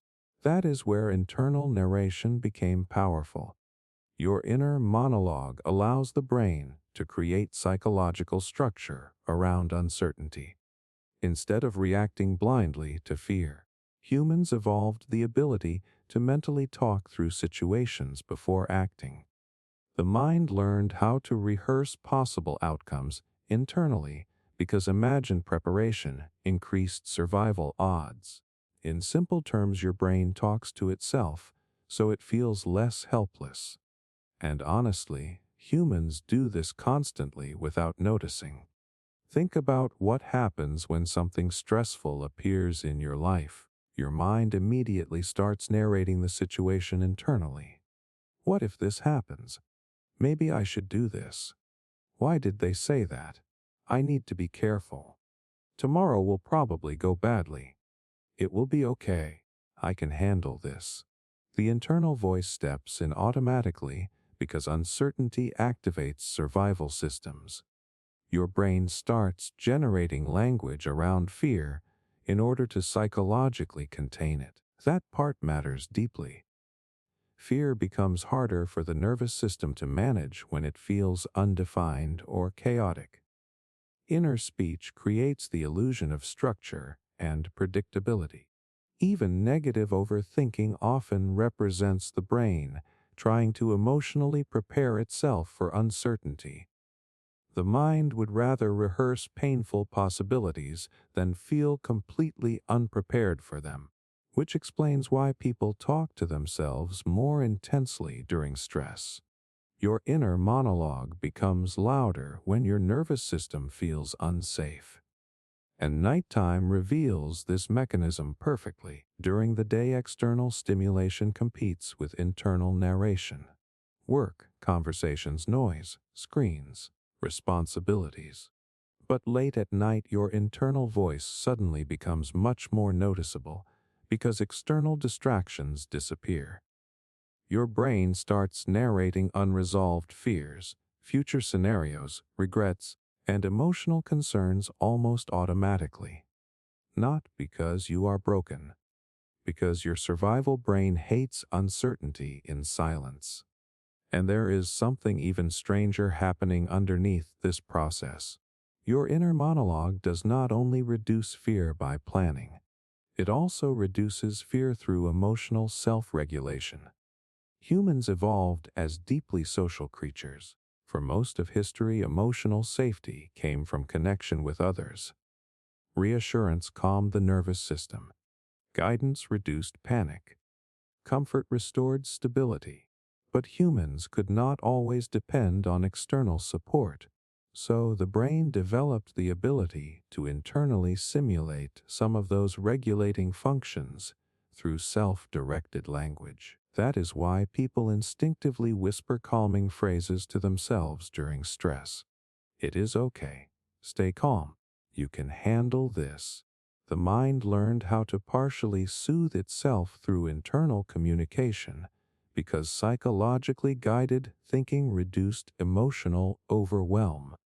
Your inner voice became an internal survival companion, and fascinatingly, the tone of that inner monologue often reflects past emotional environments. People raised around criticism frequently develop harsh internal narration because the brain internalizes repeated emotional patterns. Others develop anxious inner voices if unpredictability shaped early life experiences. The nervous system builds internal dialogue, partly from the emotional language it learned during development, which means many people spend adulthood carrying survival voices that were shaped years earlier.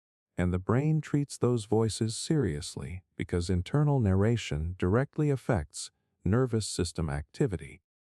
Research shows self-talk influences emotional regulation, stress responses, confidence, fear perception, and even physical performance.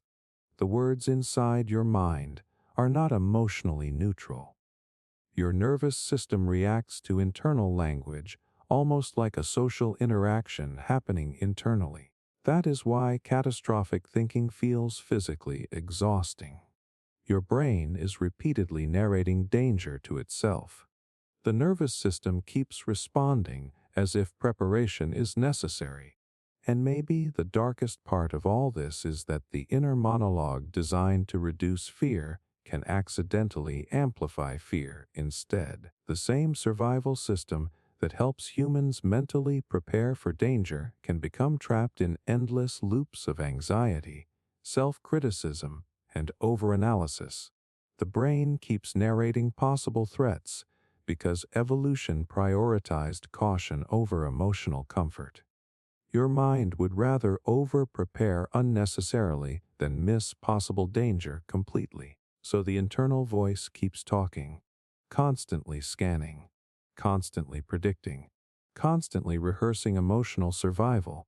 And honestly, this explains why silence feels psychologically uncomfortable for many people. When external distractions disappear, the inner monologue becomes fully audible again. The brain starts revealing unresolved fears, emotional conflicts, insecurities, and survival calculations that remained buried underneath daily stimulation. People are not only avoiding silence, sometimes they are avoiding direct contact with the survival voice inside their own mind. But despite all its flaws, your inner monologue exists for a deeply human reason. The brain developed internal narration because humans needed a way to psychologically organize fear instead of simply drowning inside it. Language gave the nervous system structure, stories, predictions, emotional rehearsal, the ability to mentally stand beside yourself during uncertainty instead of facing fear wordlessly and alone.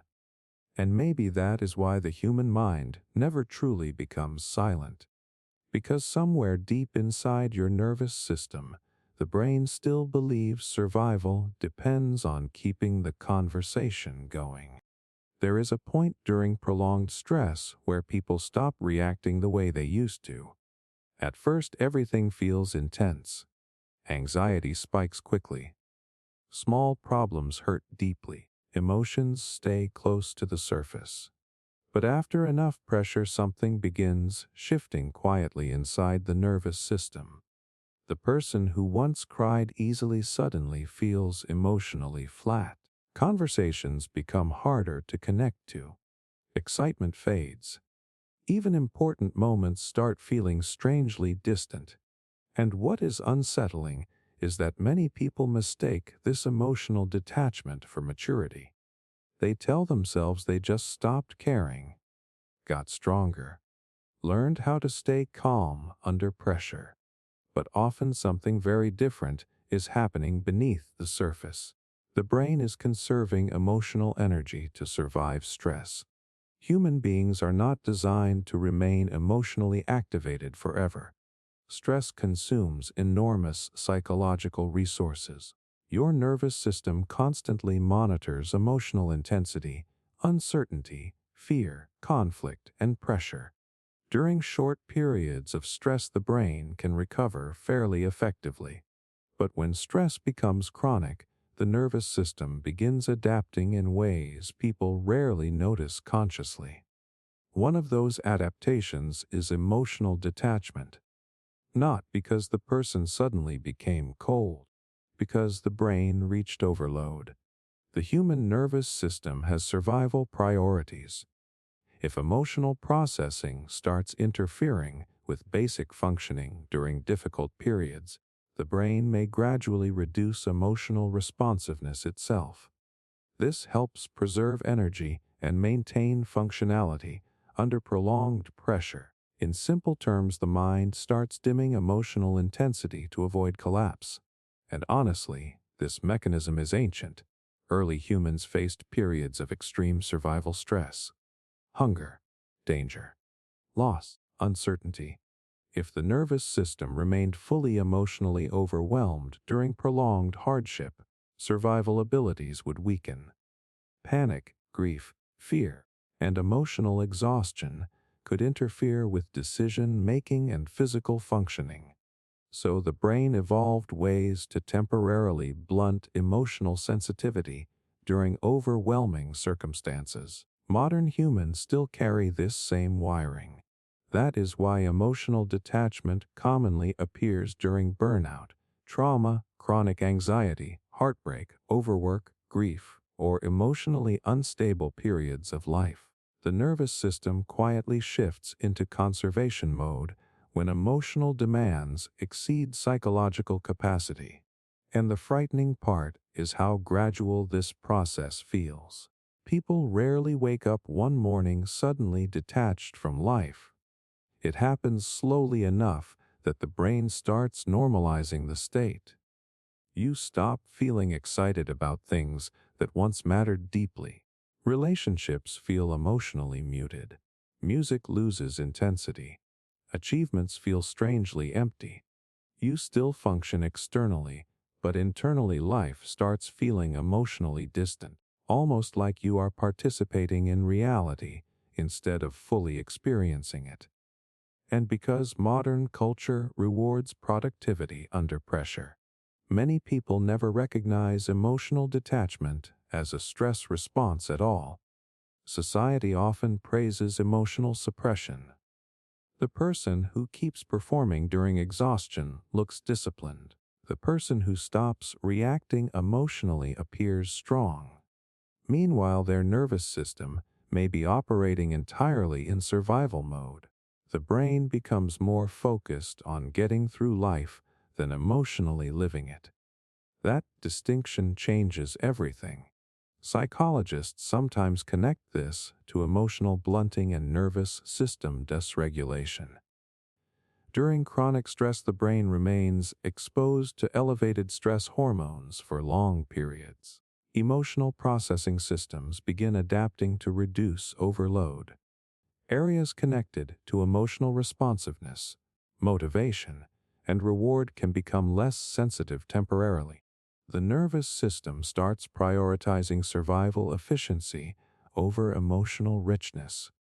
And there is another brutal reason emotional detachment develops during stressful periods. Feeling deeply becomes risky when life already feels overwhelming. If somebody is carrying too much pressure internally, emotional vulnerability can start feeling dangerous instead of healing. Joy feels unsafe because disappointment may follow. Attachment feels risky because loss would hurt too much. Hope becomes psychologically expensive because failure feels unbearable. So the brain starts reducing emotional investment altogether. Not consciously, automatically. The nervous system quietly decides emotional distance feels safer than emotional intensity. That is why emotionally detached people are often not emotionless at all. Many are actually emotionally overloaded underneath the numbness. Their brain simply lowered conscious emotional access because fully feeling everything became too psychologically exhausting. And strangely, this survival mechanism often works extremely well at first. Detachment reduces immediate emotional pain. Anxiety feels quieter. Fear becomes less sharp. Emotional reactions decrease. The brain experiences temporary relief from overload, which means the nervous system learns that emotional shutdown successfully reduced suffering. So it repeats the strategy again and again, until eventually some people realize they survived stressful periods by disconnecting from huge parts of themselves emotionally. And maybe the saddest part is how lonely this state becomes, because emotional detachment does not only reduce pain, it reduces connection too. Relationships start feeling harder to access emotionally. People talk to you, but you feel mentally far away.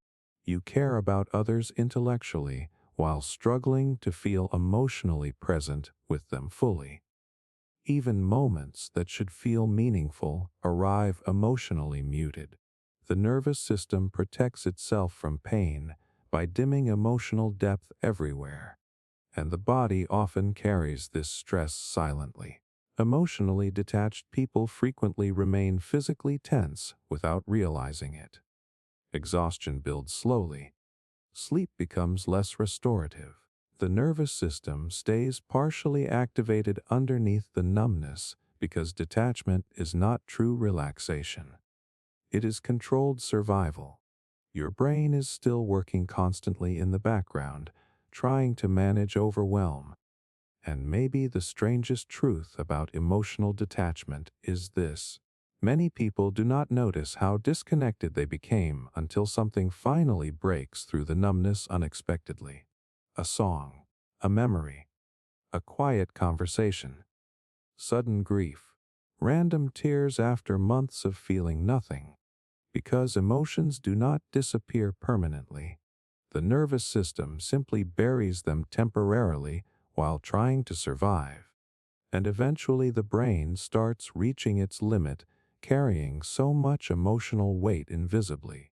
Which is why some of the people who look calmest on the outside are actually the ones whose nervous systems are working hardest just to hold themselves together internally. Your brain becomes a completely different creature at night. Thoughts that seemed manageable during the day suddenly grow teeth in the dark. Tiny mistakes feel catastrophic. Future problems multiply endlessly. Conversations replay over and over. You analyze things you would normally ignore. Your mind keeps pulling you back into unfinished fears, even when your body is exhausted and begging for sleep. And what makes this so frustrating is that overthinking feels completely useless while it is happening. You know the thoughts are repetitive. You know they are making you miserable. You know you are not solving anything. But your brain keeps going anyway. Because somewhere deep inside your nervous system, overthinking does not feel pointless at all. It feels like survival. The human brain evolved to predict danger before danger fully arrived. Ancient humans, who mentally rehearsed possible threats ahead of time, had better chances of staying alive. If your mind anticipated social conflict, environmental danger, betrayal, loss, or uncertainty early enough, You had more time to prepare emotionally and physically. So the nervous system developed a habit that modern humans still carry today: mentally simulating problems before they happen. That is the hidden root of overthinking. Your brain keeps revisiting situations because it believes repeated mental analysis might reduce future pain. The mind treats uncertainty like unfinished survival business. If something feels unresolved emotionally, the nervous system keeps dragging it back into awareness, searching for control. And nighttime creates perfect conditions for this system to spiral. During the day, your attention is constantly occupied by external stimulation: conversations, notifications, responsibilities, noise, movement. But when darkness arrives, external distractions fade. Your awareness turns inward. The brain suddenly has uninterrupted access to every unresolved fear, insecurity, regret, and uncertainty hiding underneath the surface. And exhausted brains become terrible at emotional perspective. Research shows sleep deprivation weakens the prefrontal cortex, the area involved in rational thinking and emotional regulation. At the same time, the amygdala, the brain's threat detection center, becomes more reactive under stress and exhaustion. In simple terms, your fear systems get louder while your ability to calm them down gets weaker. That combination creates nighttime overthinking. And honestly, the brain believes it is helping you. That is the disturbing part. Overthinking feels emotionally awful because your nervous system mistakes mental repetition for preparation. The brain assumes that if it analyzes every possible outcome thoroughly enough, future pain can somehow be prevented or emotionally softened. So your mind keeps rehearsing scenarios. What if this goes wrong? What if they secretly hate me? What if I fail? What if something terrible happens tomorrow? What if I made the wrong decision years ago? Your nervous system keeps scanning because uncertainty feels dangerous biologically. Humans evolved in environments where missing important threats carried huge consequences. False alarms were safer than ignored danger. So evolution rewarded cautious anticipation more than emotional peace. Your brain inherited that bias, which means the human nervous system naturally overestimates threats during vulnerable moments, especially at night when sensory reassurance decreases. And there is another reason nighttime overthinking feels so emotionally intense. Darkness naturally increases vulnerability awareness inside the brain. For most of human history, nighttime reduced visibility, control, and environmental safety. Humans became psychologically more alert after sunset because uncertainty increased survival risk. Even today, your nervous system subtly changes in darkness. Fear becomes more emotionally believable because ancient survival systems still associate nighttime with vulnerability. That is why problems feel bigger at 2 in the morning than they do at noon. Your brain enters a heightened state of internal monitoring, and overthinking itself becomes addictive in a strange way. Not pleasurable exactly, but psychologically compelling. The mind keeps searching for the moment where one final thought will suddenly create certainty or emotional relief. Your brain believes resolution is always one more analysis away, but uncertainty is rarely solved through endless mental repetition. So the loop continues. And what makes this survival mechanism especially cruel is that overthinking often creates the exact emotional exhaustion it is trying to prevent. The brain wants safety, but constant threat simulation keeps the nervous system activated instead of calm. Your body remains tense, sleep quality drops, anxiety increases, emotional resilience weakens. The survival strategy slowly becomes the source of suffering itself. Still, your nervous system keeps returning to it because biologically preparation feels safer than relaxation. Rest requires trust. Overthinking creates the illusion of control. That illusion matters deeply to the human brain. People who overthink at night are often carrying unresolved uncertainty underneath the surface during the day. Relationship uncertainty, identity uncertainty, financial uncertainty, emotional uncertainty. The nervous system struggles most when outcomes feel unpredictable because uncertainty prevents full psychological preparation. So the brain tries to compensate through mental rehearsal. And maybe the saddest part is that nighttime overthinking often reveals what people fear emotionally losing most. Someone afraid of abandonment replays social interactions endlessly. Someone terrified of failure mentally rehearses future disasters constantly. Someone carrying shame keeps analyzing old mistakes, trying to emotionally rewrite them. The mind circles unresolved emotional wounds, searching for protection. Because somewhere deep inside your nervous system, the brain still believes careful anticipation might prevent suffering entirely, even though life has never worked that way. And maybe the strangest truth about overthinking is this. The human brain does not necessarily want happiness at night. It wants certainty. Even painful certainty sometimes feels psychologically safer than peaceful uncertainty. So your mind keeps talking, predicting, rehearsing, revisiting, not because it enjoys tormenting you, but because ancient survival systems still believe hypervigilance increases safety. Which means some of your darkest nighttime spirals are not signs that your brain is broken. They are signs that your nervous system is trying far too hard to protect you from a future it cannot fully control. You can sit in a crowded room and still feel emotionally invisible. People talk to you. Messages arrive on your phone. Friends laugh beside you. Maybe somebody even says they care about you. And yet somewhere underneath all the noise, there is this strange hollow feeling your brain cannot shake. Like you are disconnected from everyone emotionally, even while physically surrounded by them. And honestly, that feeling confuses people more than being alone. Because solitude at least makes logical sense. But feeling lonely while surrounded by human connection feels almost psychologically wrong. It makes people wonder if something inside them is broken.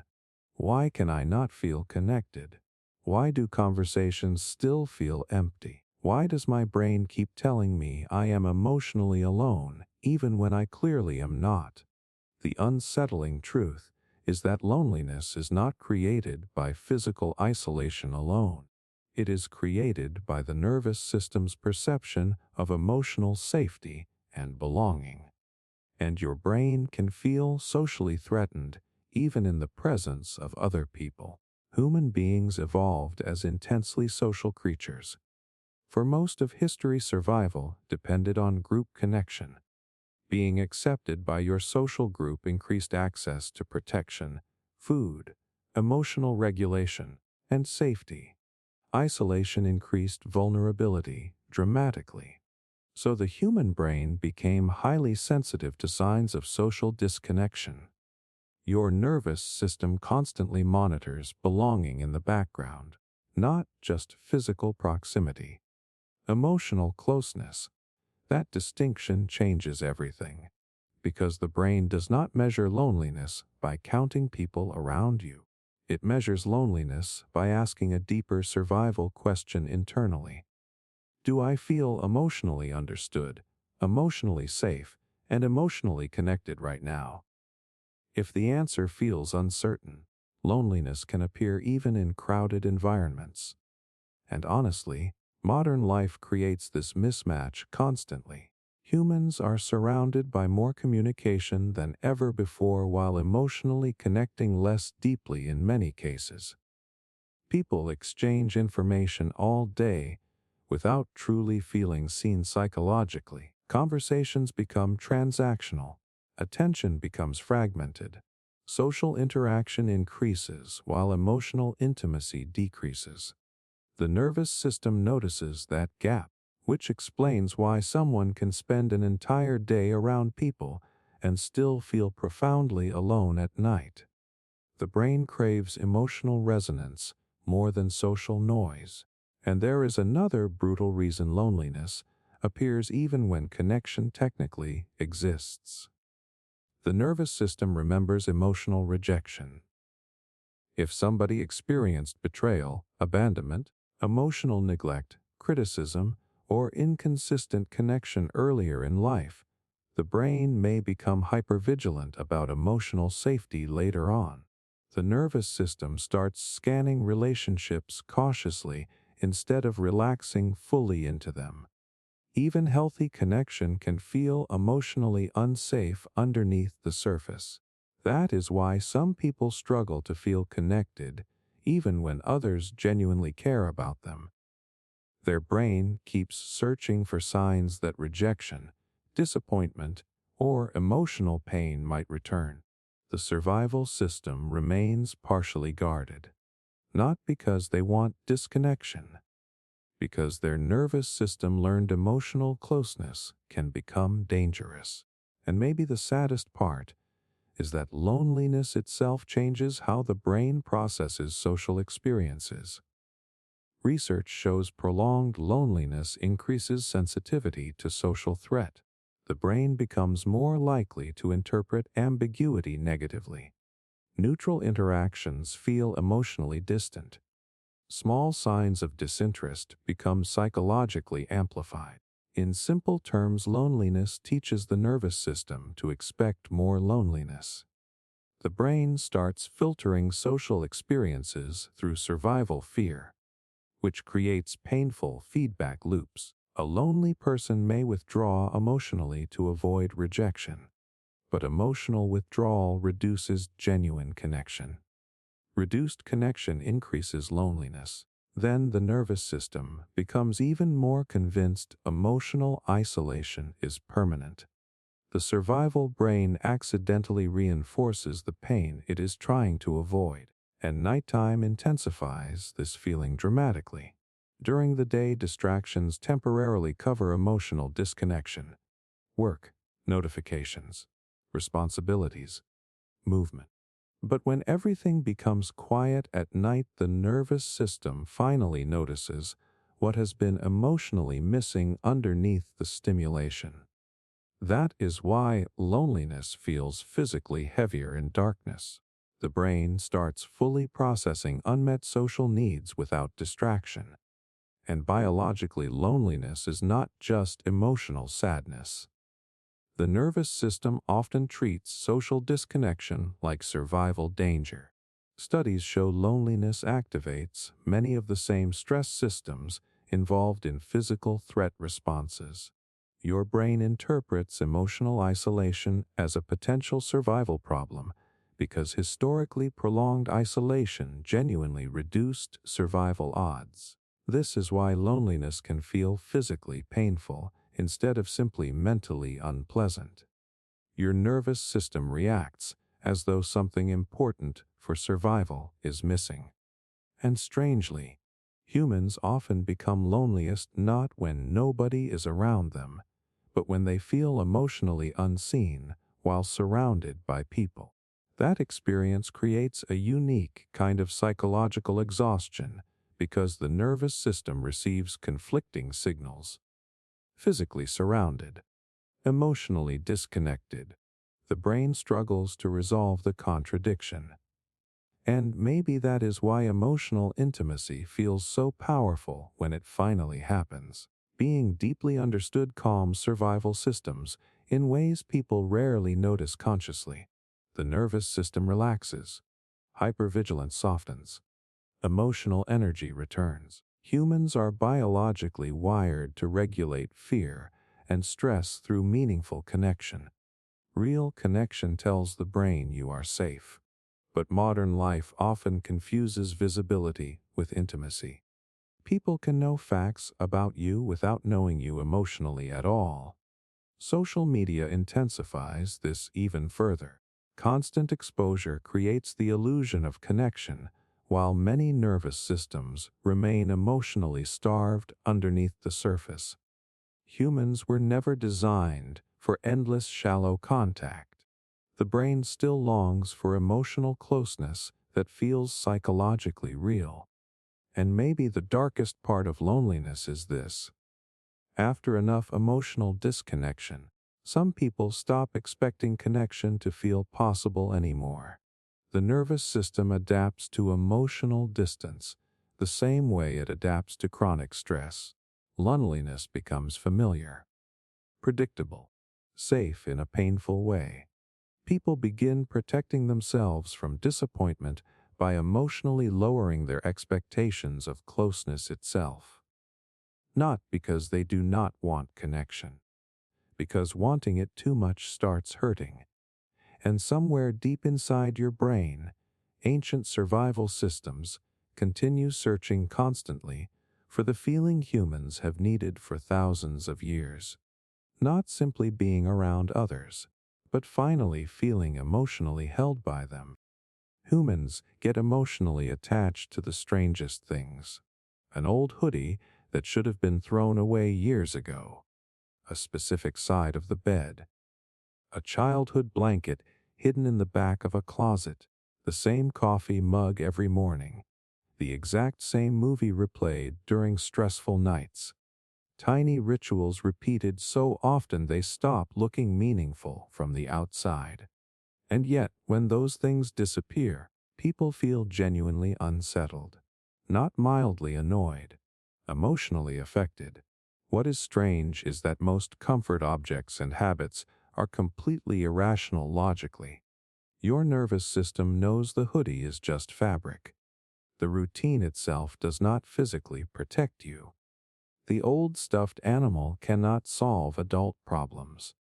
But your brain reacts anyway, because emotionally these objects and rituals are serving a much deeper purpose than people realize. They are helping the nervous system feel safe.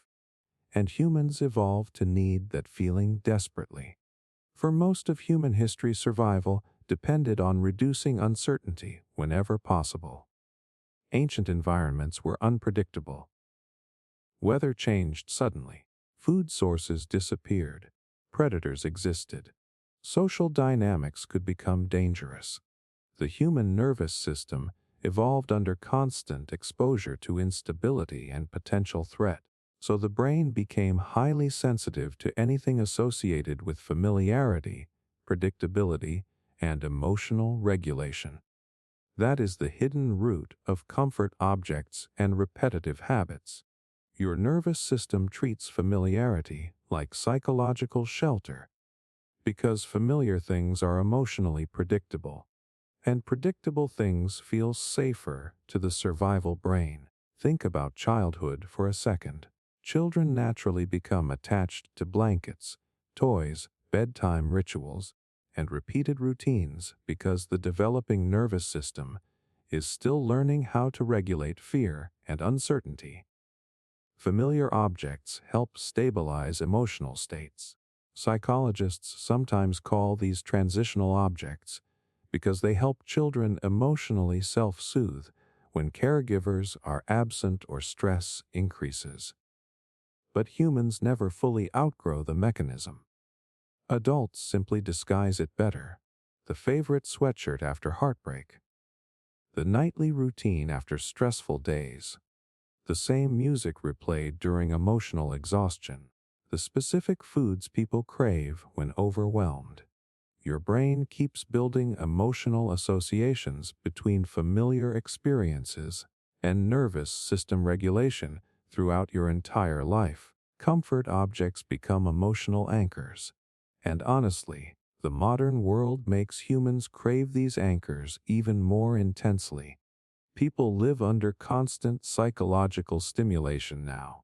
Endless information, social pressure, uncertainty, notifications, emotional overload. The nervous system rarely experiences complete calmness anymore. So the brain starts clinging harder to small, predictable rituals and familiar objects because they provide tiny islands of emotional stability. That is why people become unusually attached to routines during stressful periods. The brain increases repetitive behaviors when uncertainty rises because predictability reduces survival anxiety. A familiar habit tells the nervous system something important internally. At least this part of reality feels controlled. And there is another fascinating reason humans seek comfort objects. Memory and emotion are deeply connected neurologically. Objects become emotionally powerful because the brain links them to psychological states, relationships, identities, and periods of life.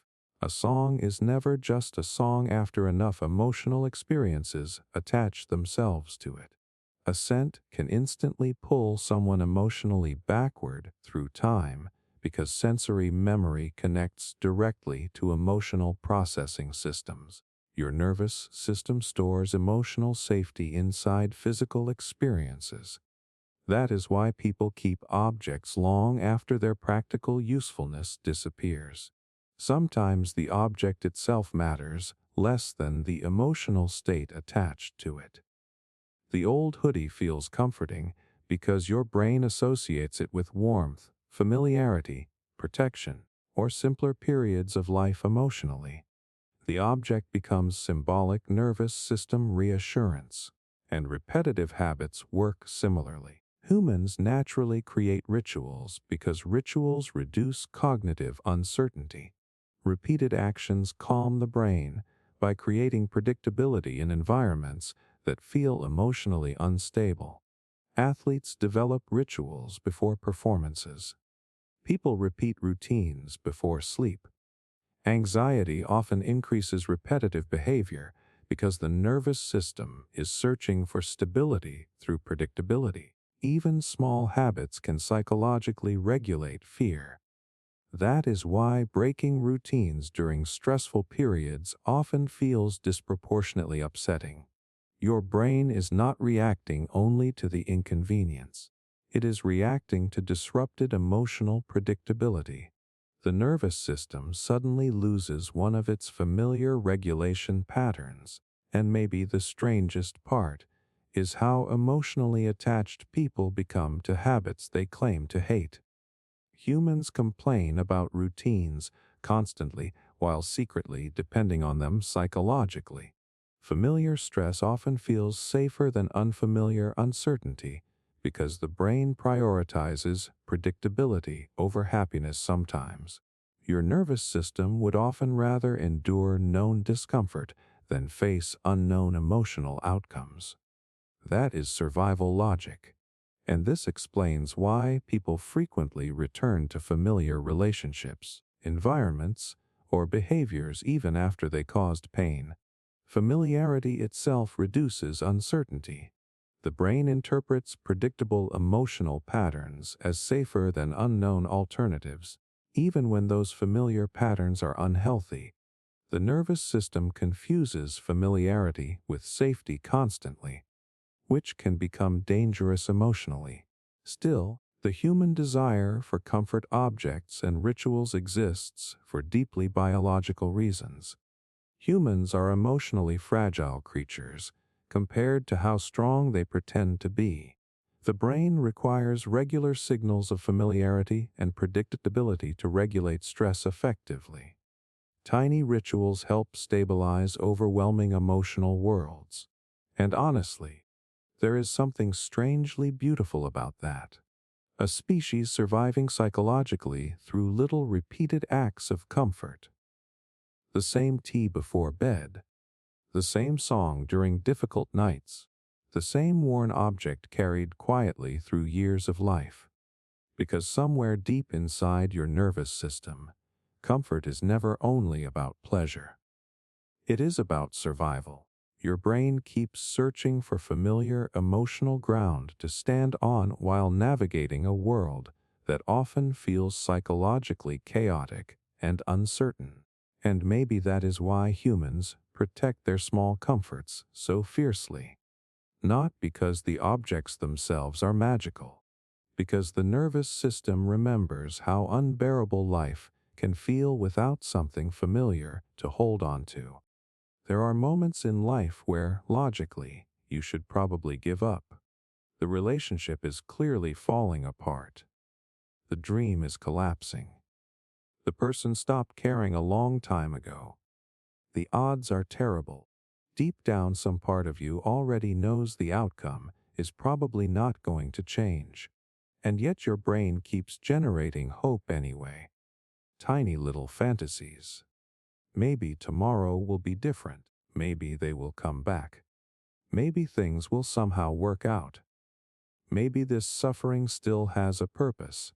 What is strange is that humans continue doing this even after repeated disappointment, even after betrayal, even after failure. The mind keeps building emotional possibilities long after reality starts pointing in another direction. And honestly, that sounds irrational until you understand what hope actually does inside the nervous system. Hope is not just optimism. Hope is psychological survival fuel. The human brain evolved in environments where giving up too early could be deadly. Ancient humans faced constant uncertainty, food shortages, dangerous weather, illness, loss, failed hunts, social conflict. If the nervous system fully accepted hopelessness every time circumstances looked bad, motivation would collapse. People would stop searching, stop trying, stop moving. And in survival conditions, stopping often meant death. So the brain evolved a fascinating defense mechanism. It learned how to create emotionally sustaining possibilities, even during terrible circumstances. Not because those possibilities were guaranteed to happen, because the nervous system needed enough emotional momentum to continue functioning.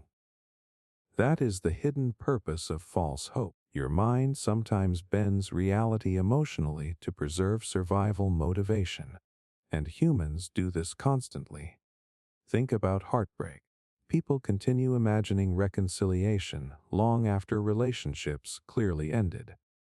Not necessarily because the signs support it, but because complete emotional acceptance feels psychologically unbearable at first.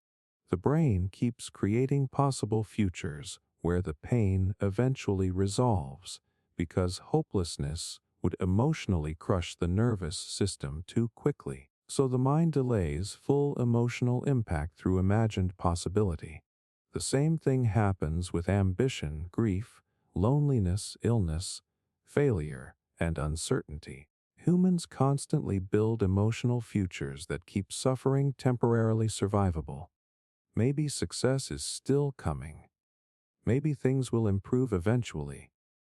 Maybe the person still secretly cares. Maybe life still has meaning underneath the exhaustion. The brain keeps feeding itself possibility because possibility protects motivation. And honestly, this mechanism can be life-saving. People survive brutal circumstances because hope keeps the nervous system moving through pain instead of surrendering to it completely. Prisoners survive isolation through imagined futures. Grieving people survive devastating loss by believing emotional healing remains possible someday. Exhausted people continue functioning because the brain keeps projecting future relief ahead of current suffering. Hope stretches psychological endurance. But here is where things become psychologically complicated. The brain does not always distinguish between realistic hope and emotionally necessary hope. That distinction matters. Sometimes hope reflects genuine possibility.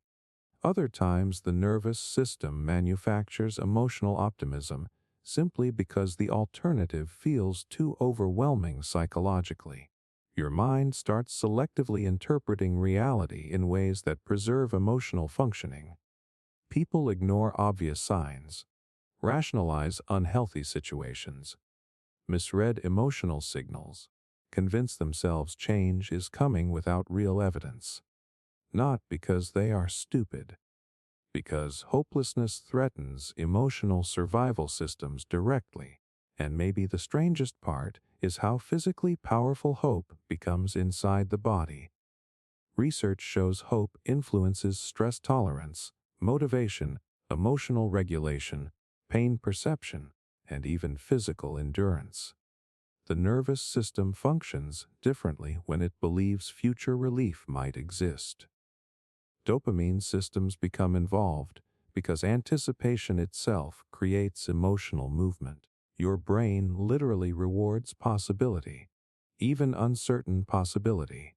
That is why false hope can feel addictive emotionally. The imagined future temporarily relieves present suffering. Fantasy creates emotional oxygen during painful periods. The nervous system becomes attached not only to the outcome itself, but to the emotional survival value the hope provides internally. And this explains why people often hold on to impossible situations far longer than logic would suggest. Letting go does not only mean accepting reality. It means losing the emotional structure that kept the nervous system functioning through uncertainty. Hope was carrying psychological weight behind the scenes. Without it, people sometimes feel emotionally collapsed. And there is another brutal truth underneath all this. Humans are not built to emotionally tolerate uncertainty very well. The brain craves narrative direction, a future to move toward, emotional meaning attached to suffering. Hope provides temporary structure inside uncertainty. Even fragile hope feels psychologically safer than complete emotional emptiness. So the mind keeps inventing possibilities, sometimes realistic, sometimes not, because possibility itself reduces helplessness. And honestly, modern life intensifies this survival mechanism constantly. People are exposed to endless instability now: economic pressure, relationship uncertainty, identity confusion, social comparison, emotional burnout.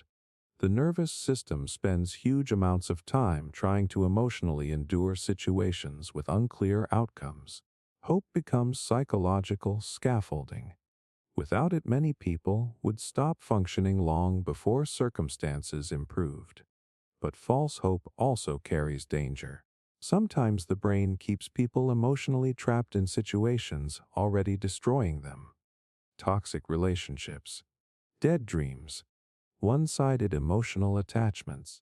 The nervous system keeps choosing imagined future relief over painful present reality because emotionally that feels safer temporarily. Your mind keeps extending emotional survival even when reality quietly moved on already. And maybe the saddest part is this: many people are not actually addicted to the person, dream, or future itself. They are addicted to the version of themselves that hope allows them to remain. The self that still believes happiness might arrive. The self that still feels emotionally alive inside possibility. Because once hope fully disappears, people are often forced to confront exhaustion, grief, loneliness, or meaninglessness without psychological protection anymore. And somewhere deep inside your brain, ancient survival systems continue whispering possibilities into the darkness for one simple reason. A human being who still believes tomorrow might save them is far more likely to survive tonight. Most people say they want peace and quiet. But the moment real silence actually arrives, something strange starts happening inside the mind.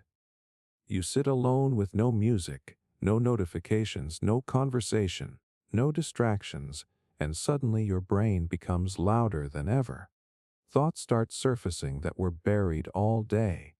Old memories appear for no reason. Anxiety grows sharper. Your awareness of your own body increases. Tiny emotional discomforts suddenly feel impossible to ignore. And what is unsettling is how quickly people try to escape this state.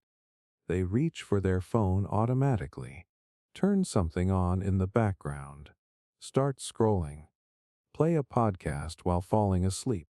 Humans constantly surround themselves with noise, even when they claim to hate overstimulation, because silence does something to the brain that many people are secretly afraid of. It removes distraction from the nervous system.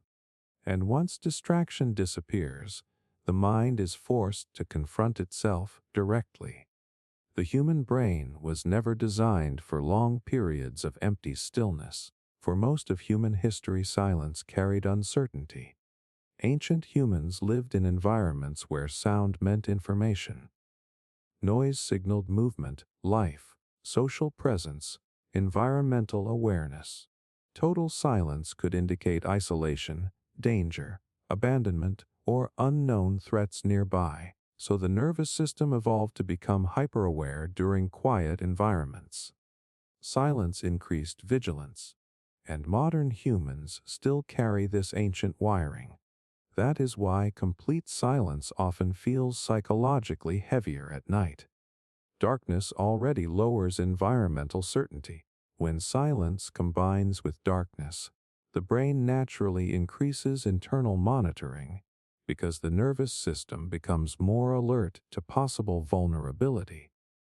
Even when you are objectively safe, your brain still reacts emotionally to silence like something important might be missing. But there is another deeper reason silence feels uncomfortable. Most people spend enormous portions of their lives avoiding uninterrupted contact with their own thoughts. During the day, external stimulation protects the mind from itself. Work, conversations, entertainment, responsibilities, and digital noise constantly occupy attention. Your awareness stays scattered outward. The nervous system rarely has to fully process unresolved emotional material because distraction keeps interrupting it. Silence removes that protection instantly, and the brain starts revealing whatever was emotionally waiting underneath the noise. Unprocessed stress, loneliness, fear, regret, grief, identity confusion, anxiety about the future. The nervous system finally has enough space to notice what has been emotionally unresolved all along. That is why silence often feels emotionally intense rather than neutral. Your brain starts hearing itself clearly again. And honestly, humans are not naturally comfortable with internal uncertainty. The mind constantly seeks stimulation, partly because stimulation creates temporary relief from self-awareness. Noise gives the nervous system something external to focus on instead of confronting unresolved emotional tension internally. This is also why many people become deeply uncomfortable during moments of stillness, even when nothing bad is happening objectively. The absence of distraction creates psychological exposure. Thoughts become louder because there is nothing competing with them anymore. And the human brain interprets unresolved emotional material as potentially threatening, especially at night. Research shows the brain's default mode network becomes more active during quiet rest states. This system is heavily connected to self-reflection, autobiographical memory, emotional processing, and mental simulation. In simple terms, silence activates the parts of the brain responsible for internal psychological awareness. Your mind starts wandering through unresolved emotional territory automatically, which explains why silence can feel strangely exhausting for some people. The nervous system begins processing emotional material that constant stimulation previously kept suppressed. People suddenly become aware of emotional loneliness they ignored during the day.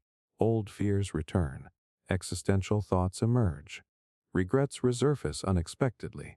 The brain starts reopening unfinished emotional files.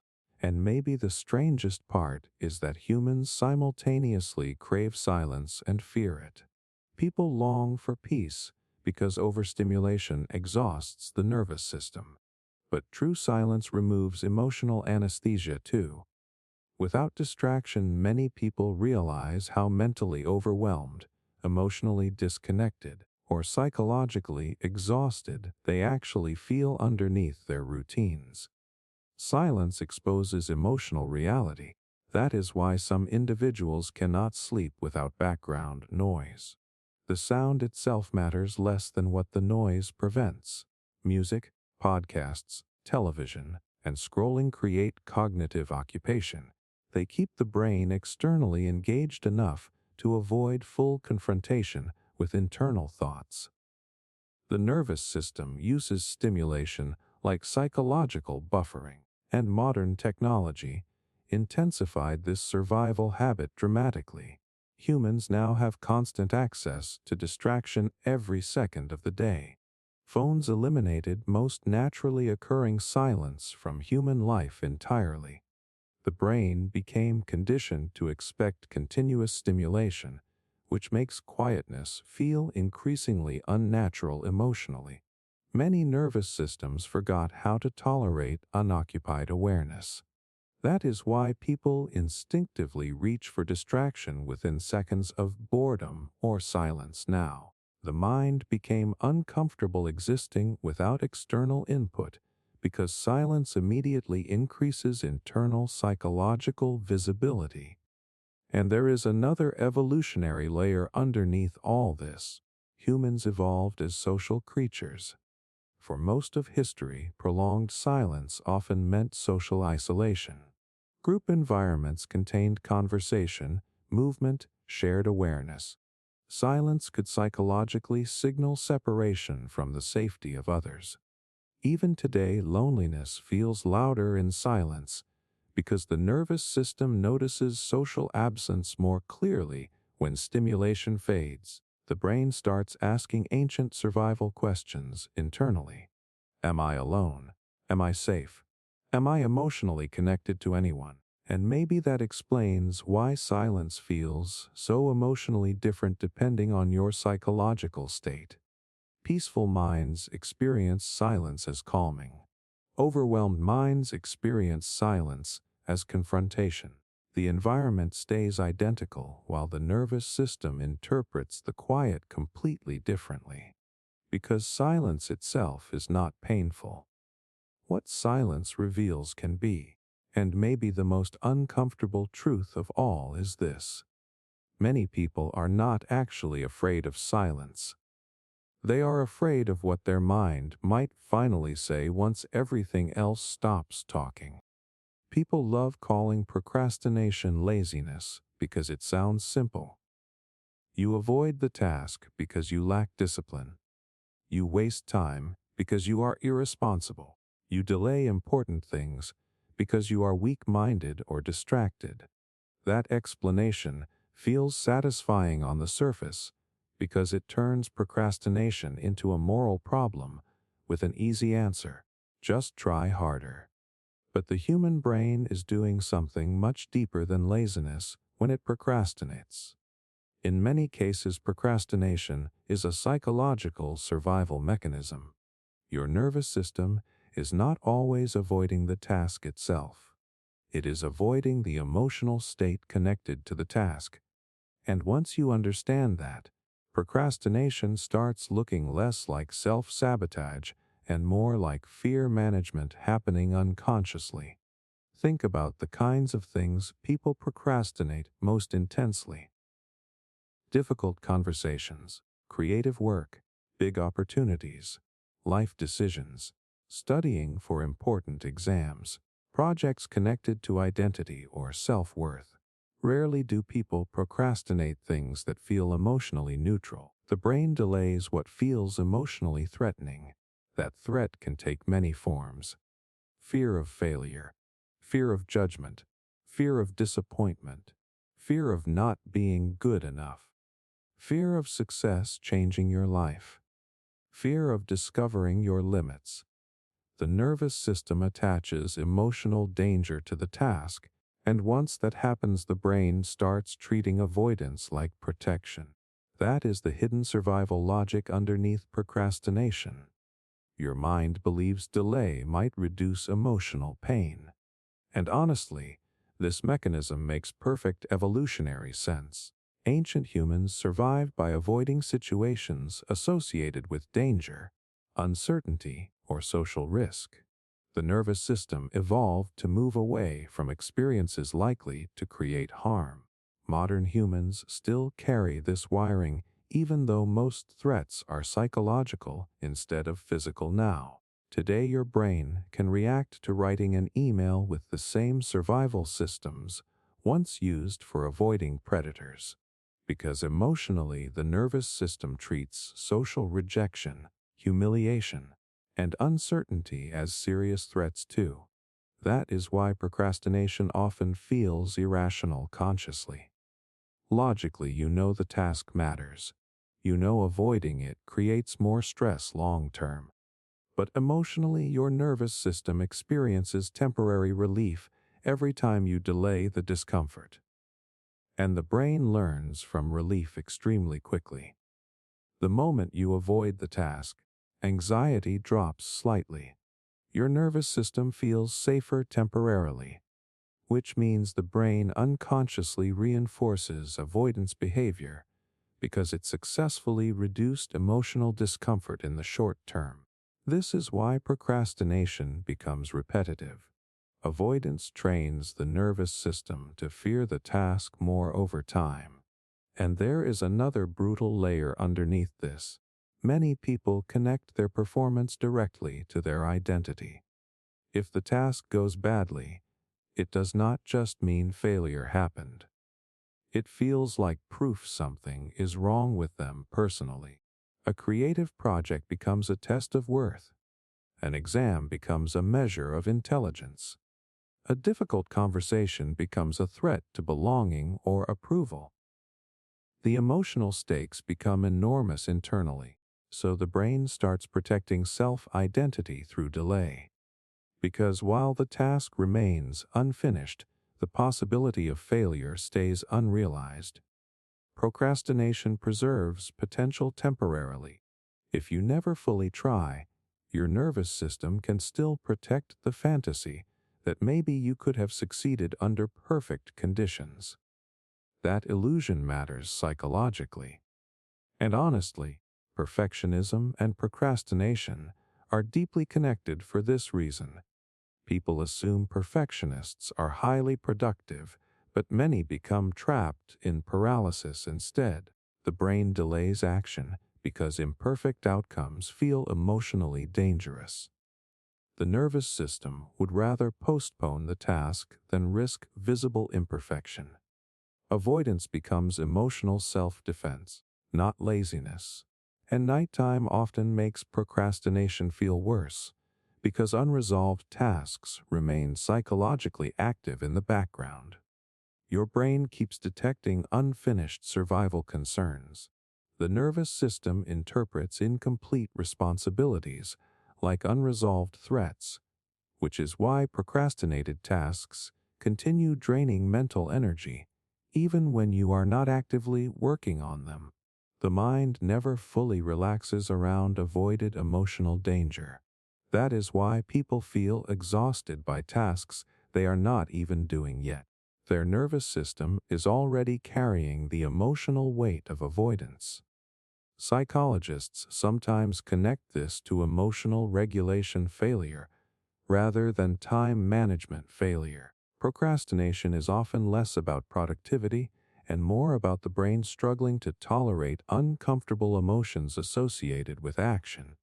Anxiety, shame, uncertainty, vulnerability. The task becomes emotionally overloaded, so the nervous system searches for escape.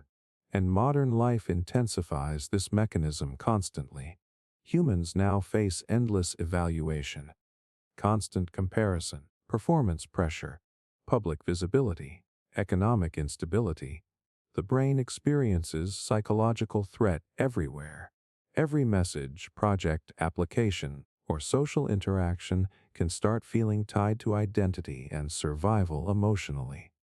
The nervous system becomes overwhelmed, so avoidance increases. And maybe the saddest part is that procrastination often destroys self-trust over time. People start believing they are incapable, lazy, or broken because they cannot understand why simple actions feel so psychologically difficult. Meanwhile, their brain has quietly been operating in protection mode the entire time. The nervous system was trying to reduce emotional danger, just imperfectly, because survival mechanisms are not designed to maximize fulfillment. They are designed to minimize perceived threat. And maybe the strangest truth about procrastination is this: the brain often procrastinates most intensely around things that matter deeply emotionally. The projects connected to identity, the opportunities connected to change, the conversations connected to vulnerability. Your nervous system reacts strongly because the emotional consequences feel important internally. Fear grows around meaningful things, not meaningless ones. Which means some procrastination is actually evidence that your brain recognizes emotional significance, even while struggling to handle the vulnerability attached to it. And somewhere deep inside your nervous system, avoidance continues for one ancient reason. The human brain still believes surviving emotional pain matters more than reaching potential. People assume the brain always wants what is best for them, but the nervous system does not prioritize best outcomes. It prioritizes predictable outcomes. And that single difference explains why so many people stay stuck in situations that hurt them, relationships that drain them, and patterns that feel miserable but familiar. Because to the human brain, familiar pain often feels safer than uncertain change. At first that sounds irrational. Why would anyone choose something they know is painful over something that might be better? But your brain is not asking which option is better. It is asking which option is more predictable.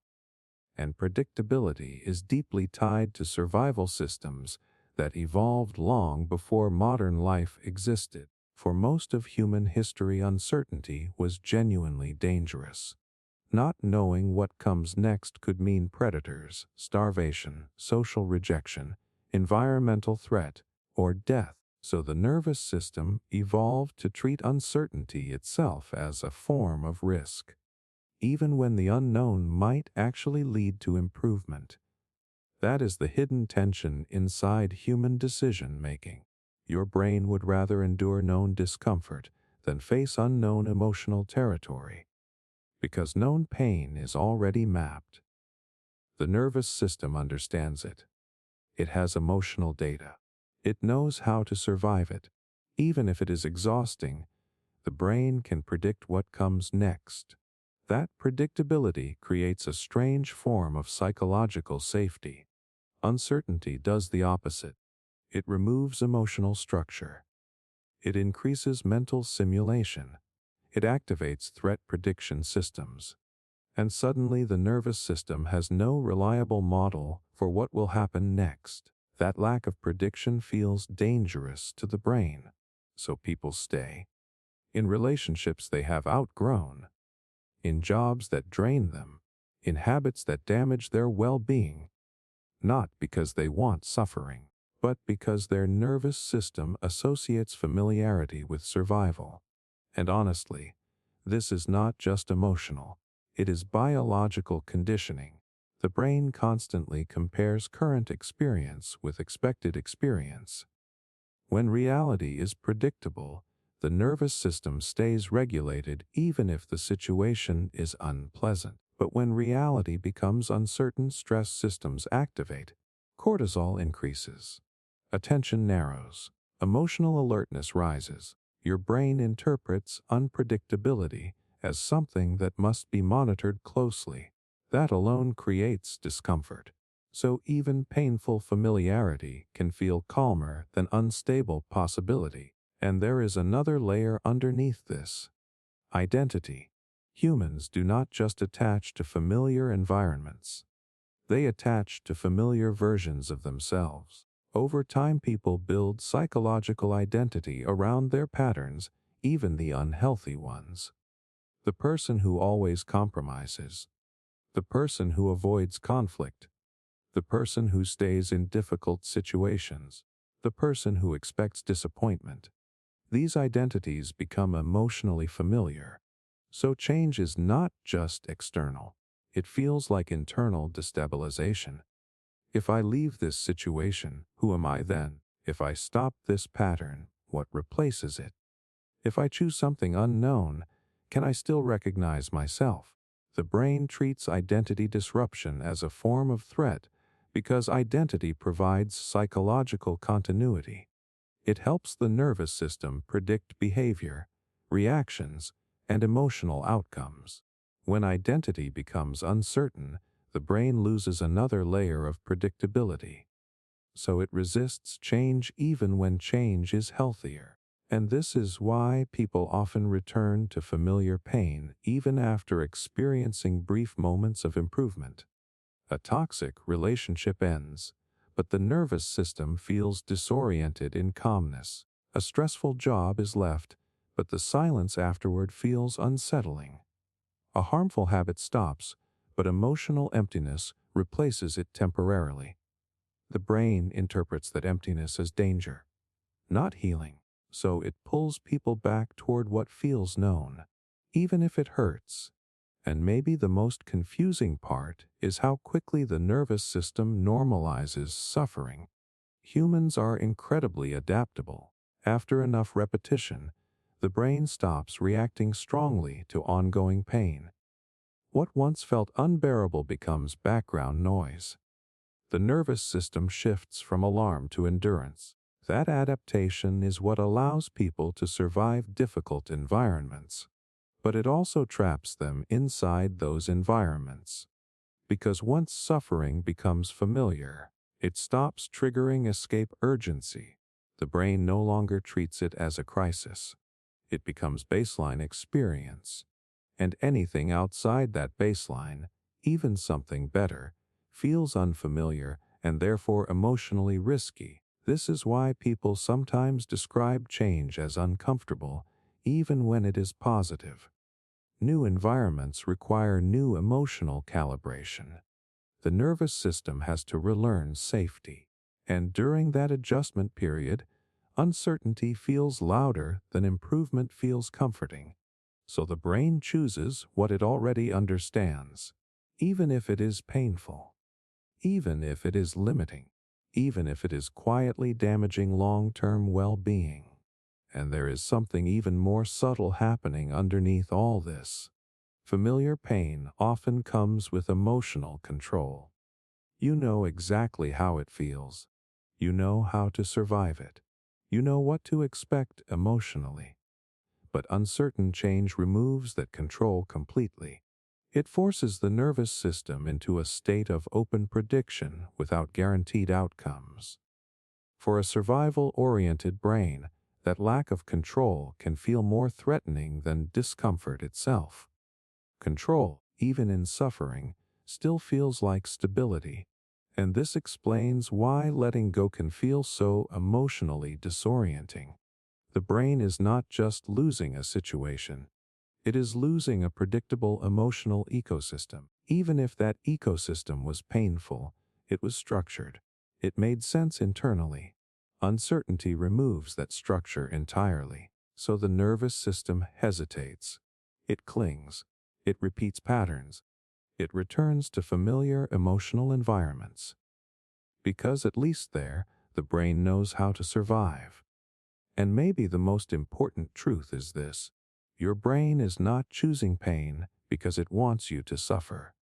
It is choosing familiarity because, deep in its survival logic, predictability has always been safer than possibility. Even when possibility is exactly what you need to grow beyond what you have already survived. People usually think personality is something stable, like a fixed set of traits you are born with. But in reality, a huge part of what we call personality is shaped by what you repeatedly do with your emotions, especially the ones you do not feel safe expressing. And one of the most powerful forces behind personality development is emotional suppression. Not dramatic suppression, not obvious repression, the quiet kind. The kind where you learn over time that certain feelings are better kept inside. Anger gets swallowed, sadness gets postponed, fear gets hidden, neediness gets masked, even joy gets toned down depending on the environment. At first it feels like control, but over time it becomes identity. Because every time you suppress an emotion, you are not just hiding a feeling. You are training your nervous system to reduce access to that emotional state in public behavior. The brain starts associating emotional expression with consequences. Conflict, rejection, embarrassment, disapproval, or simply emotional overwhelm. So it adapts. And adaptation is what the brain does best. If a child grows up in an environment where emotional expression is not welcomed, the nervous system quickly learns patterns of regulation that prioritize safety over authenticity. Crying becomes rare. Anger becomes internalized. Needs become minimized. Over time, this does not just change behavior. It begins to shape how the person experiences themselves internally. Because emotions are not just reactions. They are signals that guide self-perception.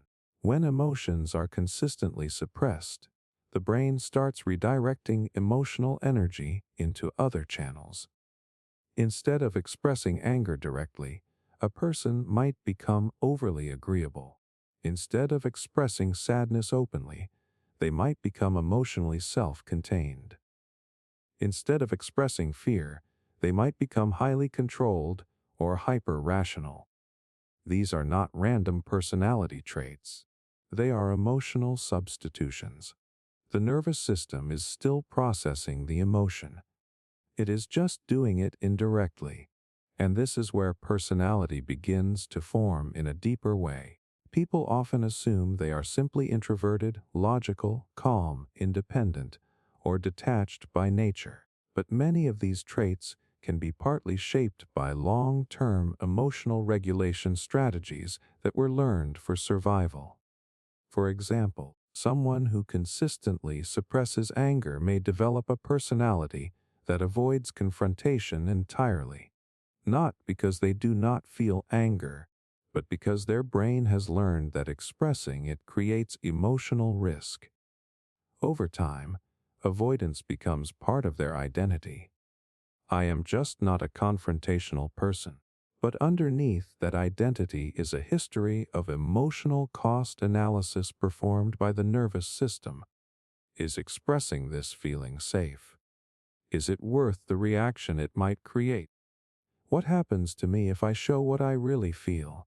And if the answer repeatedly leaned toward danger, the brain gradually built a personality around emotional inhibition. The same applies to sadness. People who suppress sadness often develop high-functioning emotional independence. They become the person who handles everything alone. The one who does not ask for help. The one who stays composed during difficulty. On the surface, this looks like strength, and often it is. But it can also be the result of a nervous system that learned early on that emotional vulnerability does not receive support. So the brain adapts by reducing visible need. And over time that adaptation becomes personality. Even emotional numbness can emerge from long-term suppression. If emotions are repeatedly pushed down without safe release, the nervous system can reduce emotional intensity altogether as a protective mechanism. Instead of feeling everything strongly, the brain lowers emotional volume to prevent overload. That muted emotional range can later be interpreted as personality traits like calmness, detachment, or emotional stability. But internally, it may be a survival response. And this is where things become complicated. Because once emotional suppression shapes personality, it also begins shaping behavior patterns that reinforce the original suppression. A person who avoids expressing anger may repeatedly end up in situations where their boundaries are crossed. A person who avoids expressing needs may attract relationships where their needs are not considered. A person who avoids emotional intensity may unconsciously choose emotionally distant environments. The personality created by suppression starts recreating the conditions that required suppression in the first place, and the nervous system learns that pattern as normal. This is why emotional habits feel so deeply ingrained. They are not just conscious choices. They are reinforced survival strategies built over years of emotional experience. The brain prioritizes predictability over expression, even when that predictability is limiting. But there is another layer underneath all of this that is often overlooked. Emotional suppression does not eliminate emotion. It redistributes it. When emotions are not expressed outwardly, they often move inward. They can appear as chronic tension, overthinking, fatigue, irritability, anxiety, or emotional exhaustion. The nervous system still has to process emotional energy, even if it is not being expressed behaviorally. So personality becomes a kind of emotional container. It holds what is consistently not released. And over time, that container defines how a person behaves in almost every situation. Not because they consciously chose it, but because their nervous system optimized for emotional safety repeatedly across years of experience. Which means personality is not only who you are, it is also what your brain learned it had to become in order to manage what you were not allowed to feel openly. And maybe the most important part of all this is that emotional suppression is not always obvious from the inside. Many people do not feel like they are suppressing anything. They feel normal. This is just how I am. But what feels like identity is often just long-term adaptation to emotional environments that required restraint. The brain does not label these processes as survival mechanisms. It labels them as personality. And somewhere deep inside the nervous system, emotional expression and emotional survival are constantly negotiating with each other, shaping not only how you feel, but how you become the person who feels that way in the first place. You finish a conversation, walk away, and your body is technically free, but your mind is not. Instead of moving on, your brain drags you right back into it. You hear your own words again. You analyze their tone. You wonder if you sounded stupid, too intense, too quiet, too emotional, too distant. Then you start reconstructing the other person's reactions like your mind is replaying a recording that never stops buffering. And hours later, you are still there, still stuck in something that already ended. At first glance, it feels pointless. Why would the brain waste so much energy on something that cannot be changed anymore? But your nervous system does not experience conversations as finished events. It experiences them as social survival data. For humans, every interaction carries hidden evolutionary weight. For most of history, being accepted or rejected by a group directly impacted survival. Belonging meant safety. Rejection meant vulnerability, so the brain evolved to constantly evaluate social outcomes even after the moment has passed. That evaluation process is what you experience as replaying conversations. Your mind is not replaying for entertainment. It is replaying to detect danger.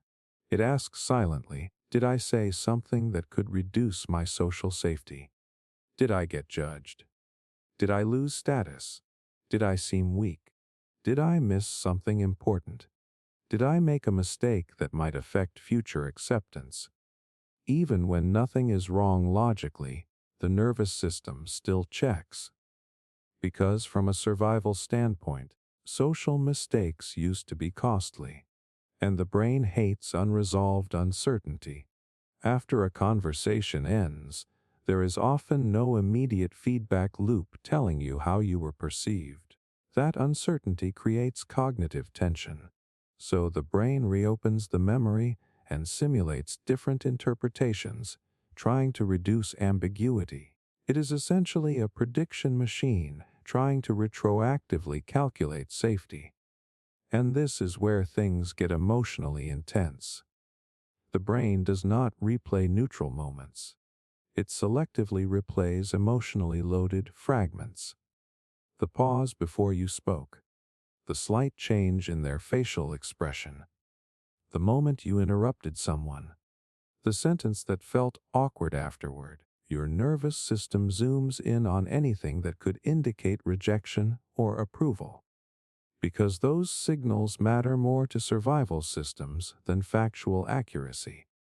And once the replay starts, the brain often shifts into correction mode. It imagines alternative versions of the conversation. I should have said this instead. I should have been clearer. I should have stayed quiet. I should have sounded more confident. This is not random regret. It is the brain trying to rehearse improved future performance. If a similar social situation happens again, your nervous system wants to be better prepared, so it runs simulations over and over. But there is a catch. The brain is not always good at knowing when to stop simulation. So instead of producing useful learning, the replay becomes repetitive emotional looping. The nervous system keeps activating the same social threat response without actually resolving anything new, which is why people can feel physically tense while sitting completely still just thinking about a past conversation. Your body reacts as if the event is still unfolding, because emotionally it is, and nighttime makes this significantly worse. When external stimulation decreases, the brain has more cognitive bandwidth to process unresolved social material. Without distraction, the default mode network becomes more active, pulling attention inward toward memory, identity, and social evaluation. That is why conversations from earlier in the day suddenly feel louder at night. The brain finally has space to replay them. And then something subtle happens. The emotional tone of the memory often shifts. What felt fine during the interaction may now feel awkward. What felt normal may now feel embarrassing. What felt neutral may now feel significant. This is because memory is not a fixed recording. It is reconstructed each time it is recalled, and emotional state heavily influences that reconstruction.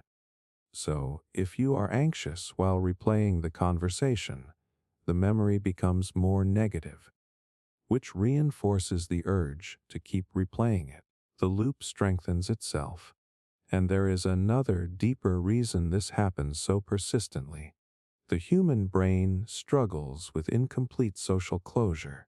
Conversations rarely end with clear resolution signals. There is no final judgment, no official feedback, no confirmation that everything was interpreted correctly. So the nervous system keeps the interaction mentally open, like an unfinished file running in the background.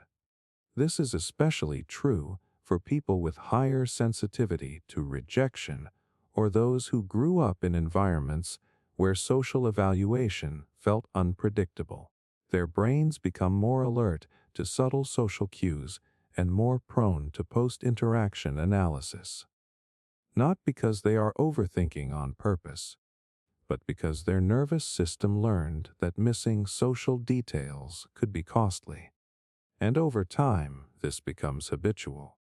The brain starts treating every interaction as something that must be reviewed for safety optimization.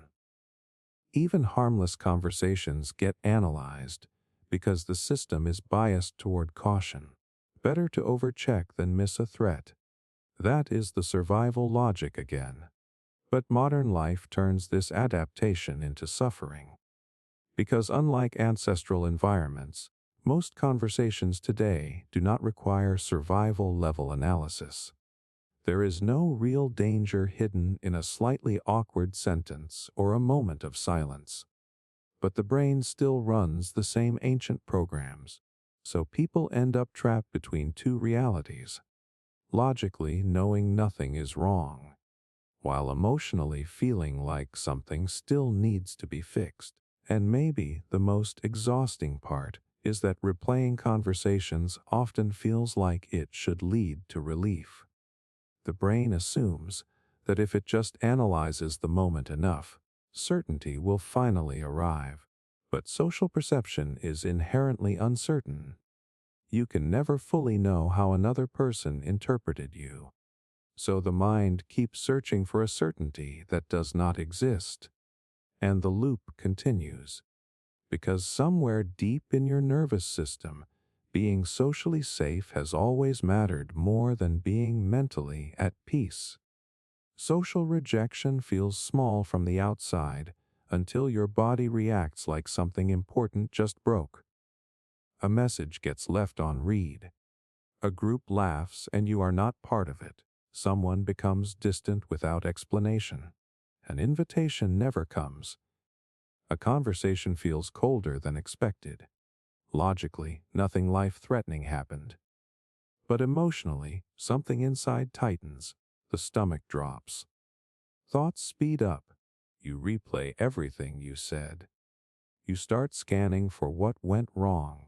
And what is strange is how quickly the brain turns social uncertainty into self-examination.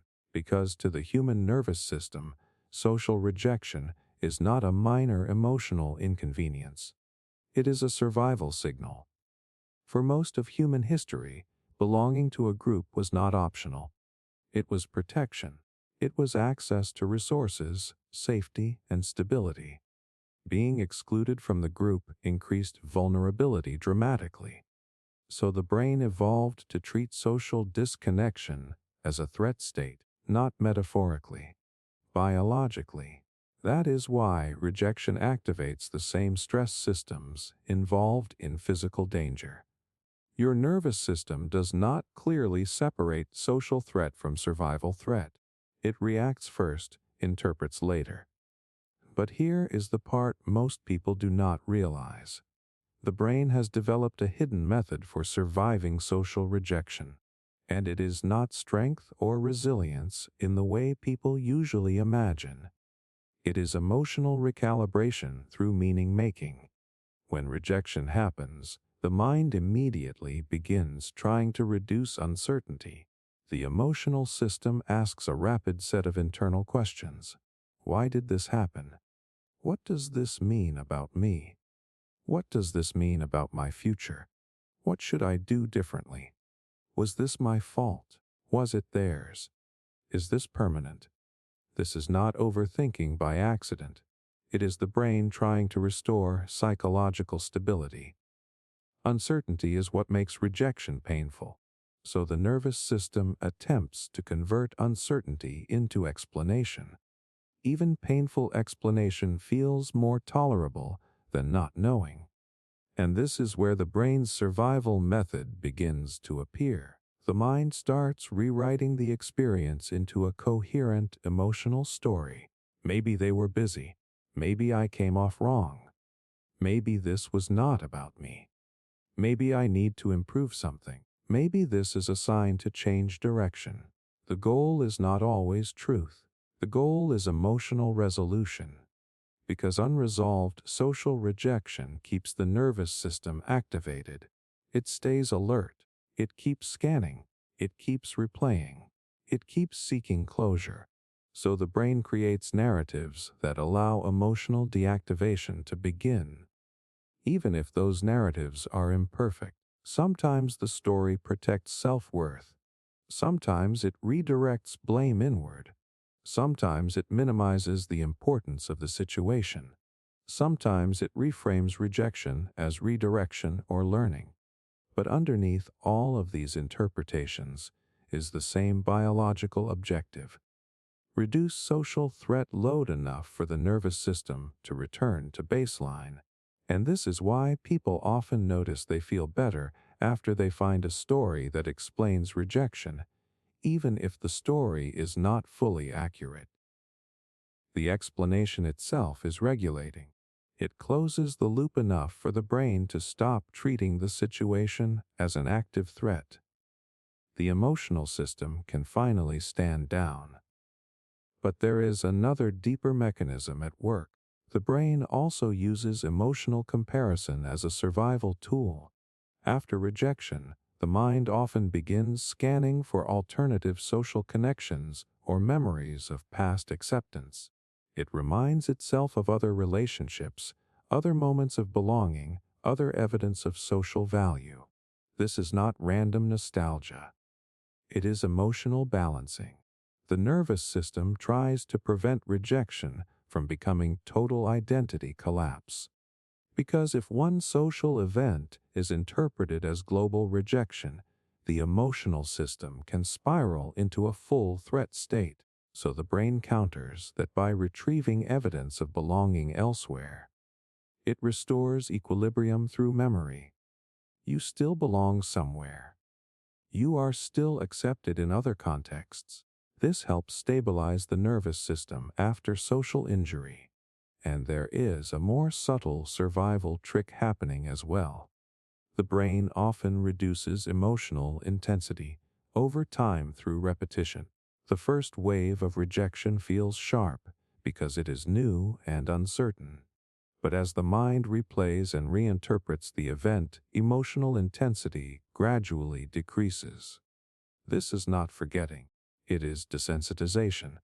The nervous system slowly updates the event from immediate threat to past experience. Once it becomes categorized as history instead of active danger, emotional activation reduces. That is why time alone often helps rejection feel lighter, not because the situation changed, but because the brain stopped treating it as urgent. However, this system can also create distortions. Sometimes the brain minimizes rejection too quickly, brushing off situations that actually deserve reflection. Other times it amplifies rejection unnecessarily, treating minor social cues as significant threats. The nervous system is biased toward survival, not accuracy. So it overcorrects in both directions.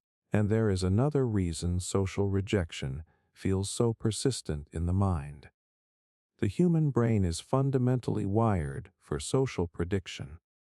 It constantly builds models of how people see us, how we fit into groups, and how we should behave to maintain acceptance. Rejection disrupts those models. It introduces error into the prediction system, so the brain keeps processing the event until it can update its model of social reality. That is why rejection often leads to reflection, self-analysis, and behavioral adjustment. The nervous system is trying to improve future social outcomes. It is learning, not always correctly, but persistently. And maybe the most important truth is this: the brain does not experience rejection as a single moment. It experiences it as a disruption in belonging that must be resolved internally. So it builds stories, searches memories, compares relationships, reduces emotional intensity, and updates identity all at once, just to bring the nervous system back to safety. Because somewhere deep inside the human brain, belonging has never been optional. It has always been part of survival. Fear of failure feels irrational when you are sitting safely in your room. Nothing is happening. No real danger is present. No immediate consequence is unfolding. And yet the moment you try to start something meaningful, your body reacts like you are stepping into a high-risk situation. Your chest tightens slightly. Focus becomes harder. Suddenly every possible mistake appears in your mind at once. And sometimes you avoid the task entirely without even fully deciding to do so. On paper, There is nothing to be afraid of. But your nervous system does not operate on paper logic. It operates on survival prediction. And that is the core reason fear of failure exists, even when nothing is actually at stake in the present moment. The human brain evolved in environments where failure was not abstract. It was immediate and physical. A failed decision could mean injury, exclusion from the group, loss of resources, or reduced chances of survival. Over time, the nervous system learned to treat mistakes as signals that future danger might be coming. So the brain built a simple rule. If something might lead to negative consequences, prepare for threat. That rule still runs today, even in environments where consequences are mostly psychological. Which is why fear of failure often feels completely out of proportion to the situation itself. Because your brain is not reacting to the task. It is reacting to the imagined social and emotional consequences attached to the outcome. When you think about failing, your mind does not stop at the event itself. It immediately expands the scenario. What will people think? What does this say about me? What if I lose respect? What if I prove something negative about myself? What if this becomes permanent? The nervous system experiences these imagined outcomes as real simulations. And simulated threat still activates real stress responses. That is why fear of failure can feel physically intense even before anything happens. Your body reacts first, and your logic tries to catch up later. But there is another deeper layer underneath this. Failure is not just interpreted as an outcome. It is interpreted as a judgment. The human brain is deeply social, and social evaluation has always been tied to survival. Being seen as competent, capable, or valuable increased belonging. Being seen as incompetent or unsuccessful historically increased vulnerability to exclusion. So the brain learned to treat performance as identity information, not just what you did, but what you are. So when you approach a task, your nervous system does not only ask, "Can I complete this?" It also asks, "What does success or failure mean about me socially and internally?" That is where pressure comes from. Because now the task is no longer neutral. It becomes a test of identity stability. And identity is one of the most protected systems in the brain. So even in situations where no real external stakes exist, internal stakes become extremely high. A simple presentation becomes a reflection of worth.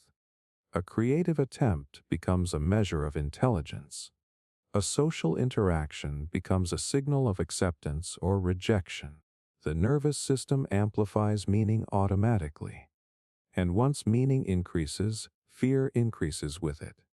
There is also a predictive mechanism involved. The brain is constantly simulating future emotional states. When it imagines failure, it does not only predict external consequences, it also predicts internal emotional experience. Shame, embarrassment, regret, self-criticism, social discomfort, and the brain tries to avoid future emotional pain in advance. So it creates hesitation in the present. That hesitation feels like fear, but at its core it is anticipation of emotional discomfort. And this is where fear of failure becomes self-reinforcing. Avoiding the task temporarily reduces anxiety. That relief teaches the brain that avoidance is safer. So the nervous system strengthens the association between action and threat, even if nothing actually happened yet. Over time, the brain becomes more sensitive to perceived failure risk, not less, which is why fear of failure can grow even without real negative experiences. The system is learning through emotion, not logic, and there is another subtle factor that makes fear of failure even stronger. Uncertainty itself is uncomfortable for the human brain. When you attempt something new, Your nervous system cannot accurately predict the outcome. That lack of prediction creates internal tension. The brain prefers known outcomes, even if they are negative, because predictability reduces stress load. So paradoxically, not trying can feel emotionally safer than trying and risking unknown results. Familiar limitation feels more stable than uncertain possibility, and that stability gets interpreted as safety, which reinforces inaction. But underneath all of this, something important is happening. Fear of failure is not evidence that you are incapable. It is evidence that your nervous system is actively simulating future social and emotional outcomes to protect you from perceived threat. Even when that threat is not physically present, the brain is still operating as if survival depends on avoiding mistakes that could have social consequences. And in a strange way, that means fear of failure is not a flaw in the system. It is an outdated survival program running in a world where most failures no longer threaten survival itself, but still feel emotionally significant enough for the brain to treat them like they do. People-pleasing rarely feels like a choice in the moment. It feels automatic. Someone asks for something, and before you even evaluate it properly, you are already saying yes. You agree to things you do not have energy for. You soften your opinions. You avoid saying no even when every part of you wants to. Later you replay the moment and wonder why you could not just be honest. But in real time, your nervous system was not thinking in terms of honesty or boundaries. It was thinking in terms of safety. People-pleasing is not simply kindness taken too far. It is a survival strategy built by a brain that learned emotional safety depends on maintaining approval. For humans, social acceptance has always been deeply tied to survival. For most of history, being part of a group meant protection, shared resources, and stability. Rejection or disapproval could mean isolation, and isolation historically carried real danger. So the nervous system evolved to constantly monitor social approval signals. Your brain is always asking, consciously or not, am I still safe in this group?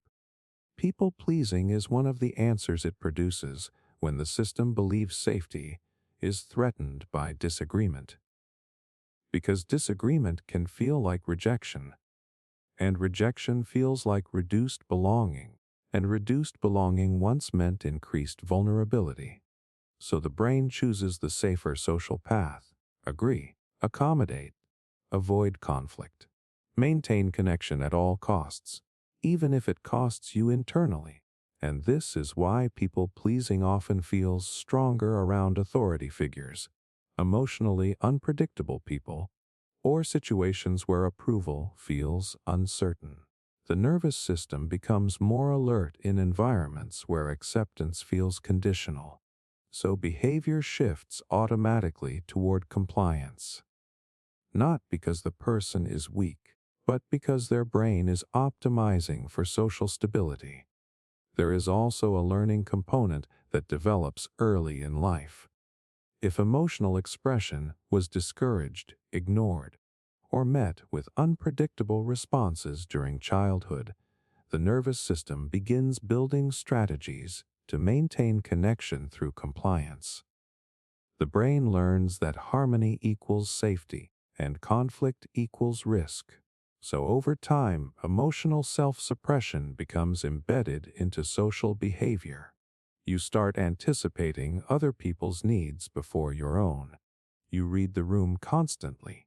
You adjust your tone, your opinions, your presence, not consciously, but as an automatic regulation strategy.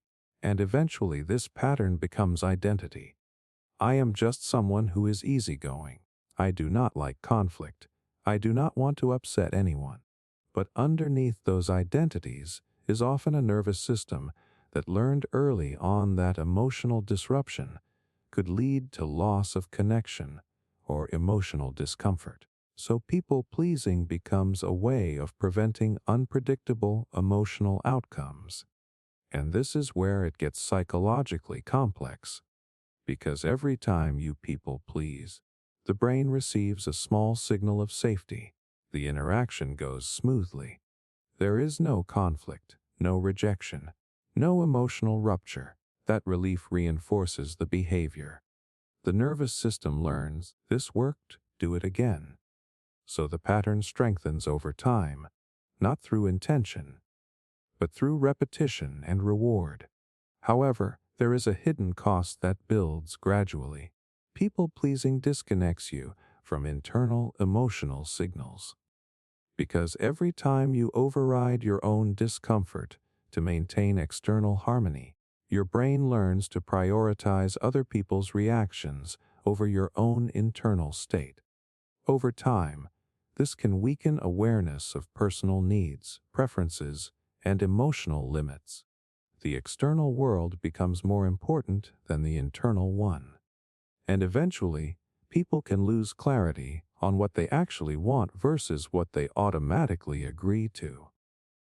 But even then, the behavior continues, because the brain has learned that short-term social safety feels more urgent than long-term internal alignment.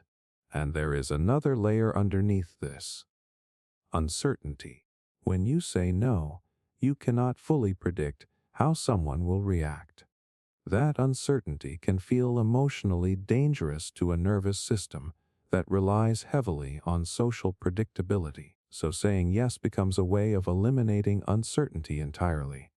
If I agree, I can control the emotional outcome, even if it costs me energy, even if it creates resentment later. Control of outcome feels safer than risk of rejection, so people-pleasing becomes a trade, internal discomfort in exchange for external predictability.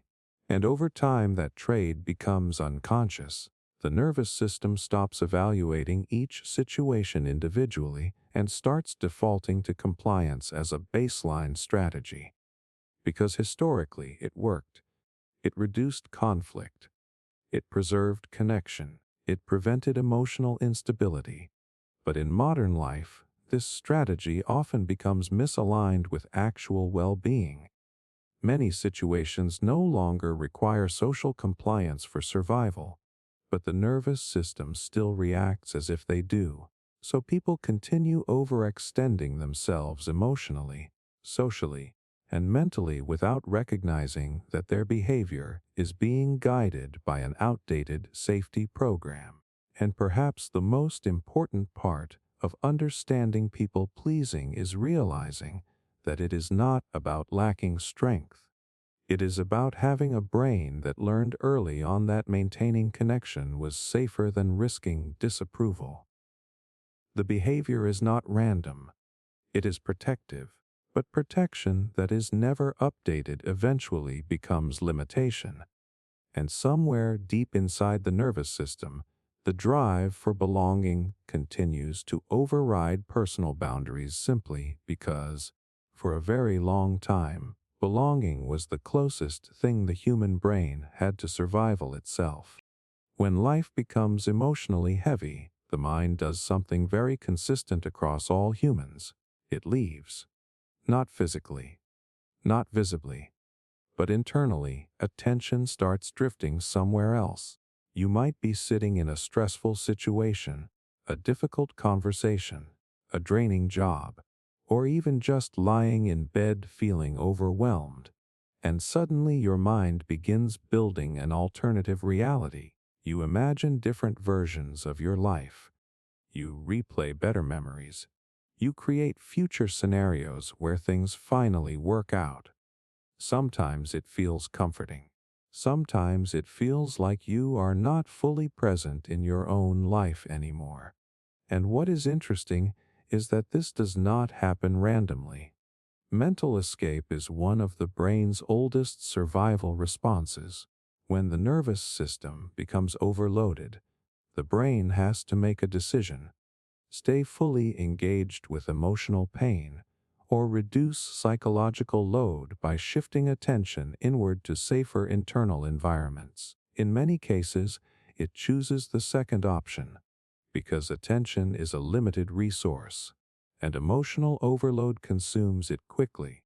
The human brain evolved in environments where sustained stress often meant physical danger, social threat, or environmental instability.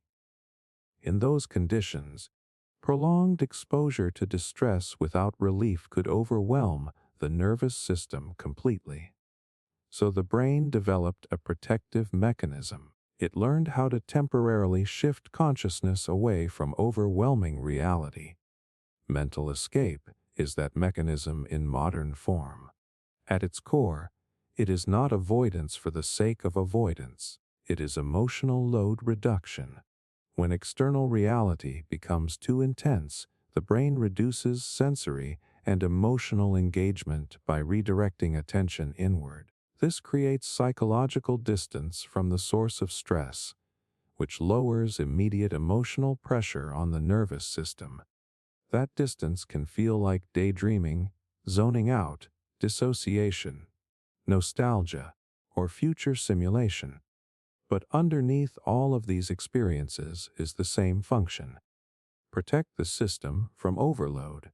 And this is why mental escape becomes more frequent during periods of chronic stress, burnout, emotional exhaustion, loneliness, or uncertainty.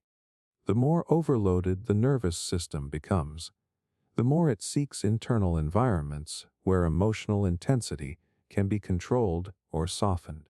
Inside imagination, the brain can regulate experience. It can slow things down. It can rewrite outcomes. It can create emotional relief that is not available in real time. And honestly, this is why mental escape can feel so addictive during difficult periods.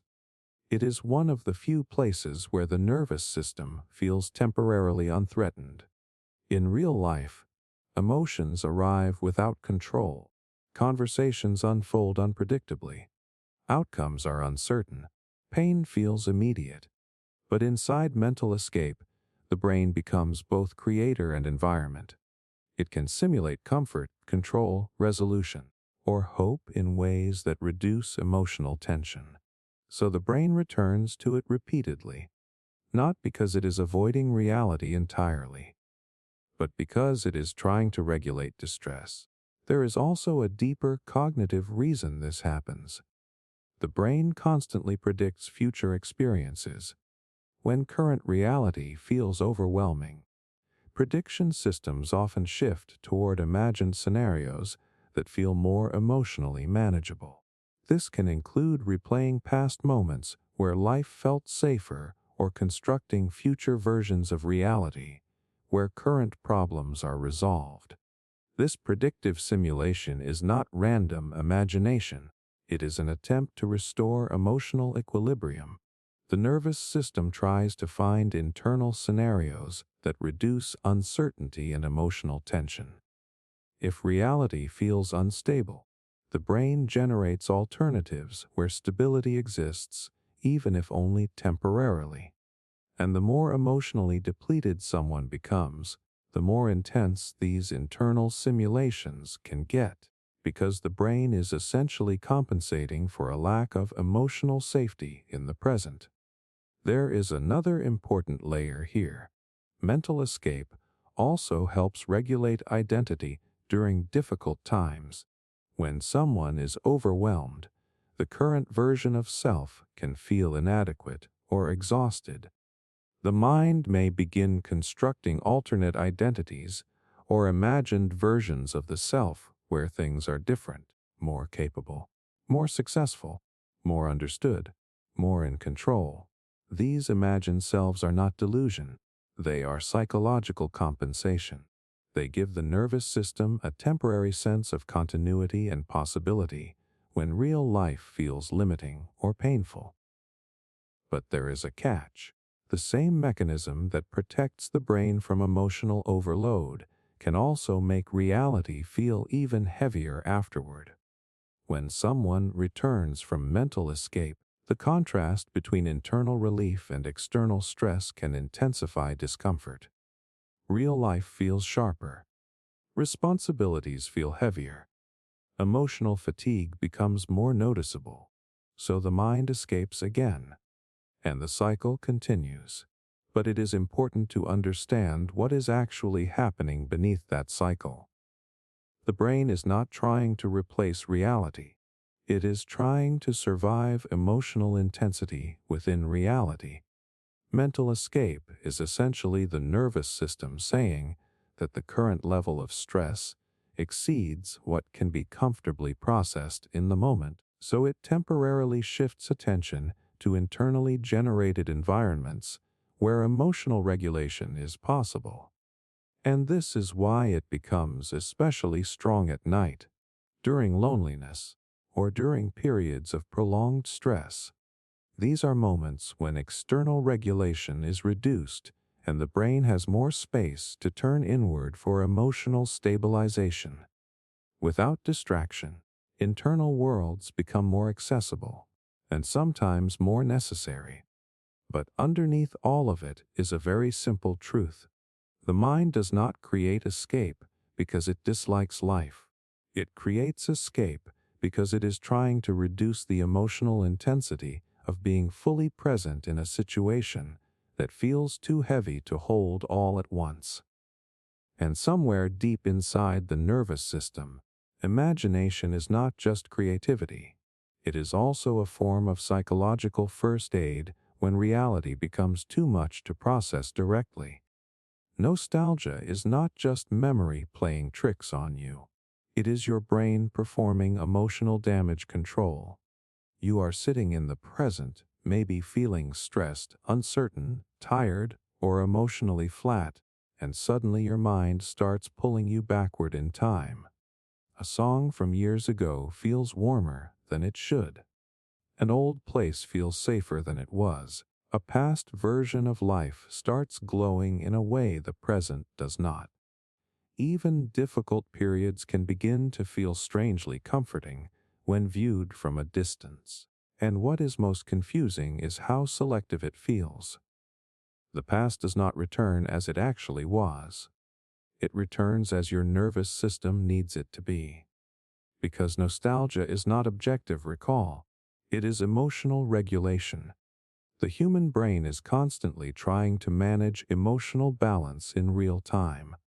When the present feels overwhelming, uncertain, or emotionally depleted, the nervous system looks for internal states that can restore stability.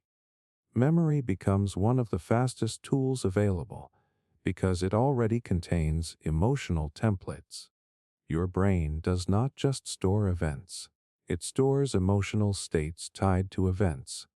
And when the current emotional state feels unstable, the brain searches for older states that feel more regulated. That is the hidden survival function of nostalgia. It is not about the past. It is about emotional relief in the present. From an evolutionary perspective, this makes a lot of sense. Humans did not evolve with constant psychological safety. Stress, loss, uncertainty, and change were normal conditions. In those environments, the nervous system needed ways to temporarily reduce emotional pressure without solving external problems immediately. Memory became one of those internal tools. By revisiting emotionally significant experiences, the brain can recreate a diluted version of safety, even if only briefly. And this is why nostalgia often feels physically comforting. It is not just thinking. It is reactivation. When you remember a meaningful past experience, the brain partially re-engages emotional circuits associated with that time. Familiar sensory details, social memories, and identity associations all combine to recreate a softened emotional environment inside the mind. The nervous system interprets that internal recreation as relief, and relief reinforces repetition. So people return to nostalgia during stress, burnout, loneliness, or emotional exhaustion because it works. It temporarily reduces the intensity of present discomfort by shifting attention to emotionally safer internal terrain. But there is an important distortion that happens here. Nostalgia is not a full replay of the past. It is a filtered reconstruction. The brain naturally compresses memory over time. Emotional intensity fades faster than emotional meaning. Negative details weaken. Stressful nuances blur. What remains more accessible are emotionally significant highlights. The mind does not store full reality evenly. It stores emotional summaries. So when you recall the past, you are often retrieving a condensed emotional version rather than a complete experience. That is why the past can feel better than it actually was.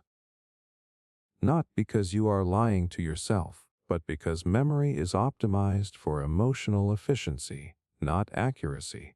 And during periods of stress, that bias becomes even stronger. The brain leans more heavily toward emotionally comforting interpretations because it is trying to stabilize the nervous system.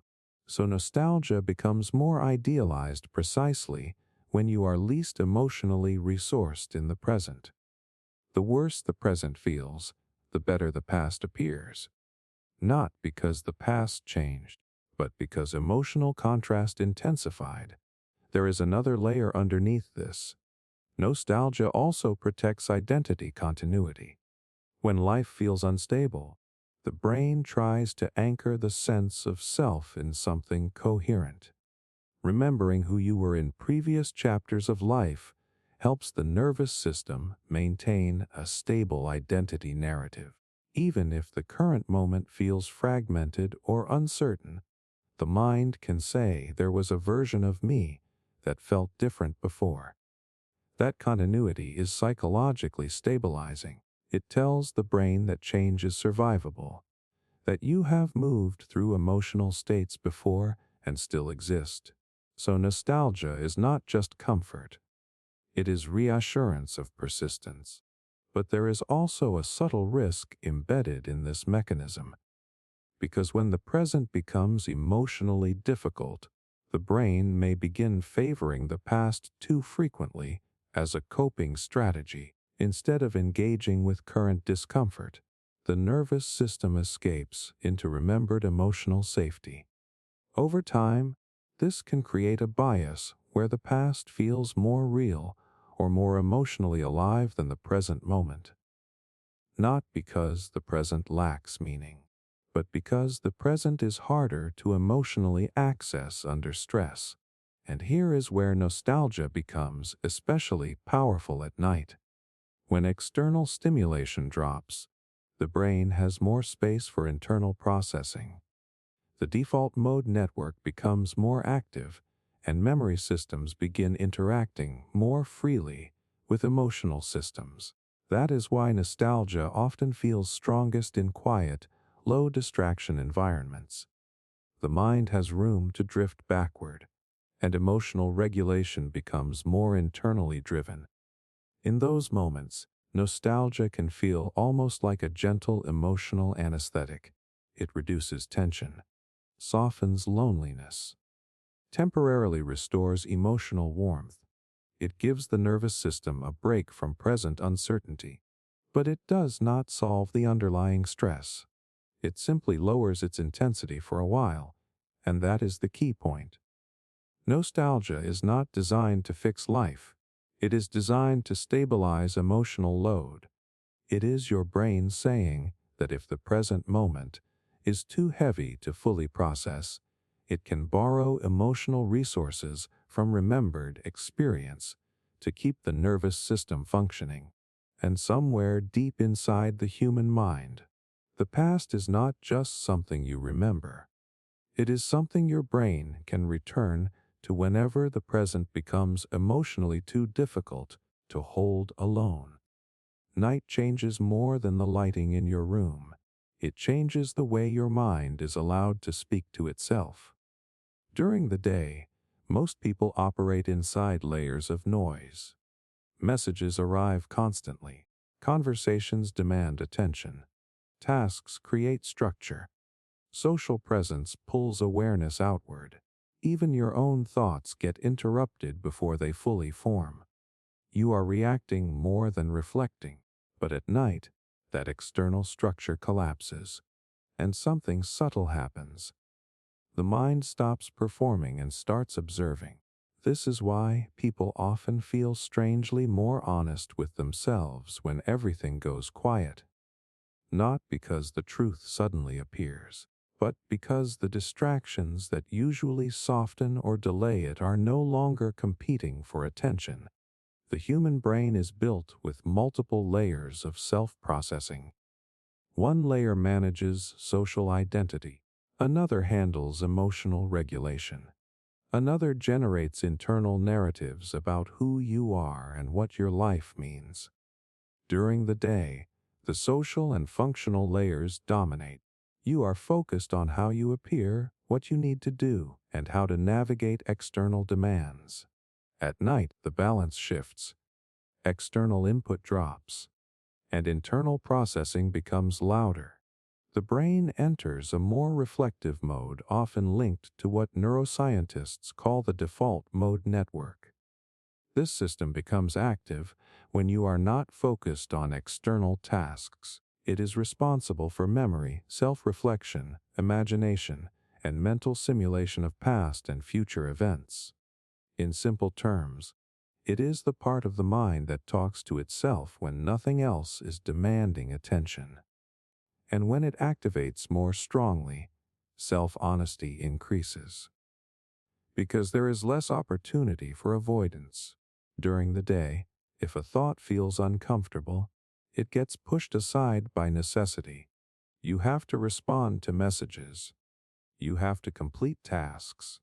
You have to interact with people. Attention is constantly redirected outward, which limits how deeply you can sit with internal discomfort.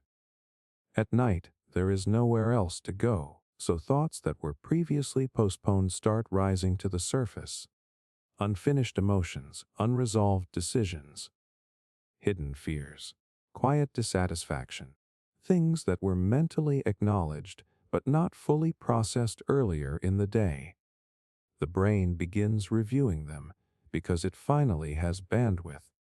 And that review process often feels like honesty, but it is really just unfiltered access.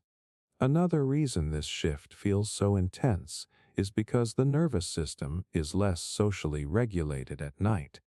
Human beings are deeply social creatures, and much of self-perception is shaped by external feedback.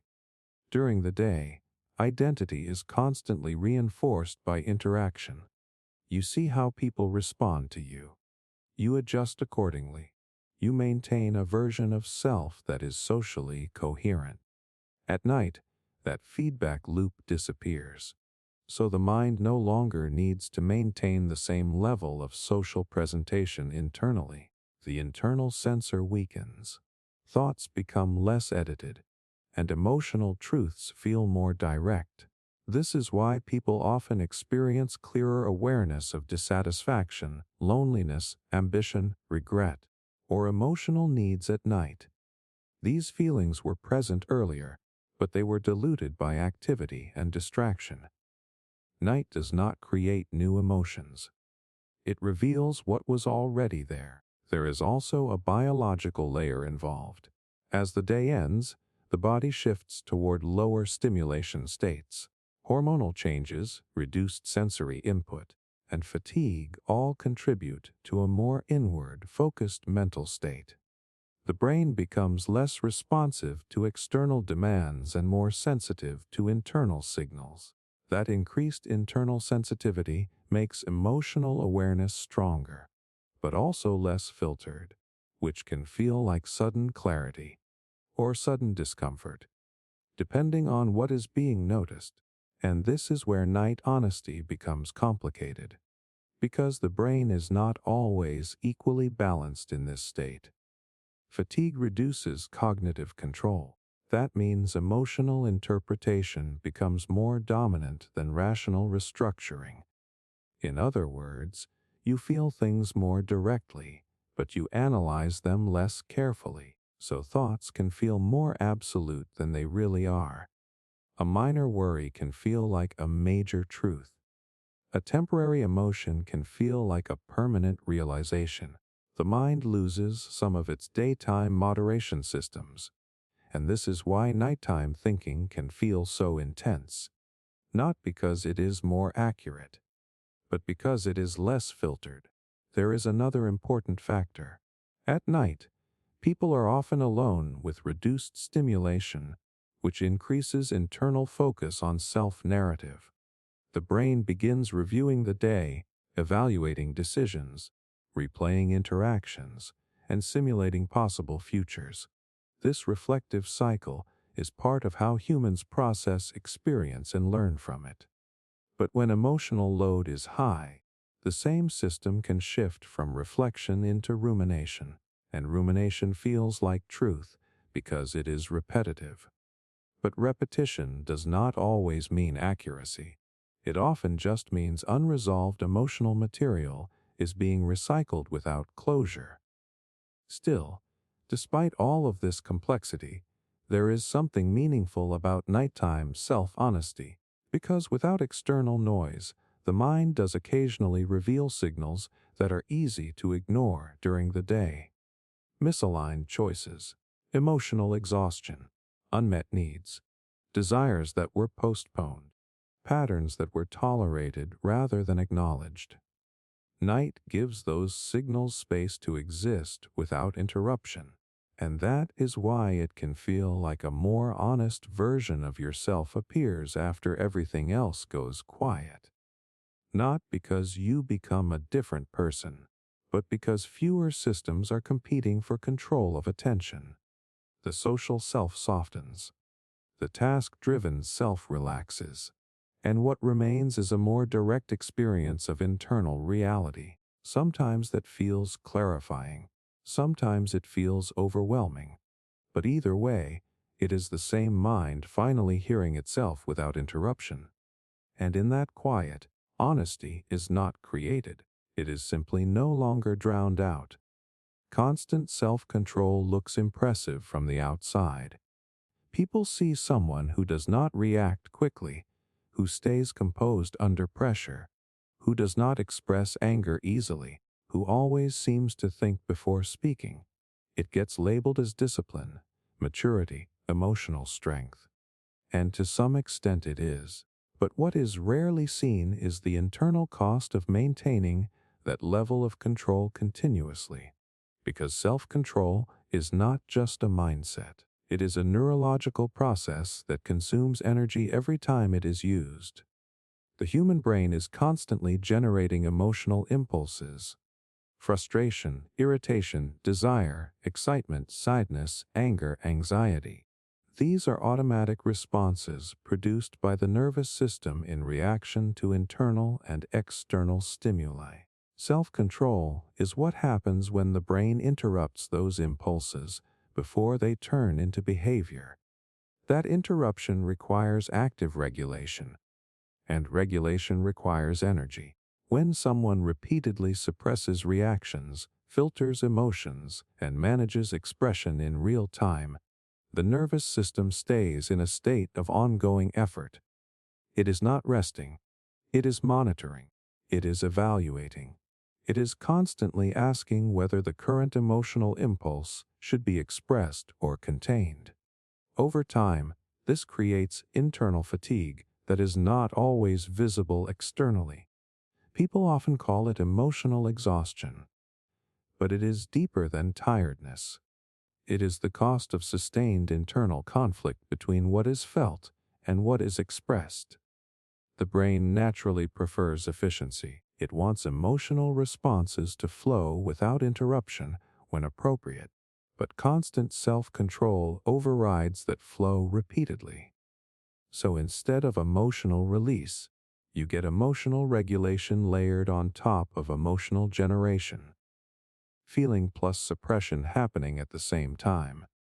That dual process is mentally expensive, and one of the first consequences is reduced emotional clarity. When emotions are continuously managed, they stop being fully experienced. They become partially processed signals. Instead of fully feeling anger, for example, the brain might convert it into irritation that is quickly suppressed. Instead of fully feeling sadness, it becomes muted discomfort that is pushed aside. Over time, emotional signals become harder to read accurately. People start saying things like, "I do not know what I am feeling anymore."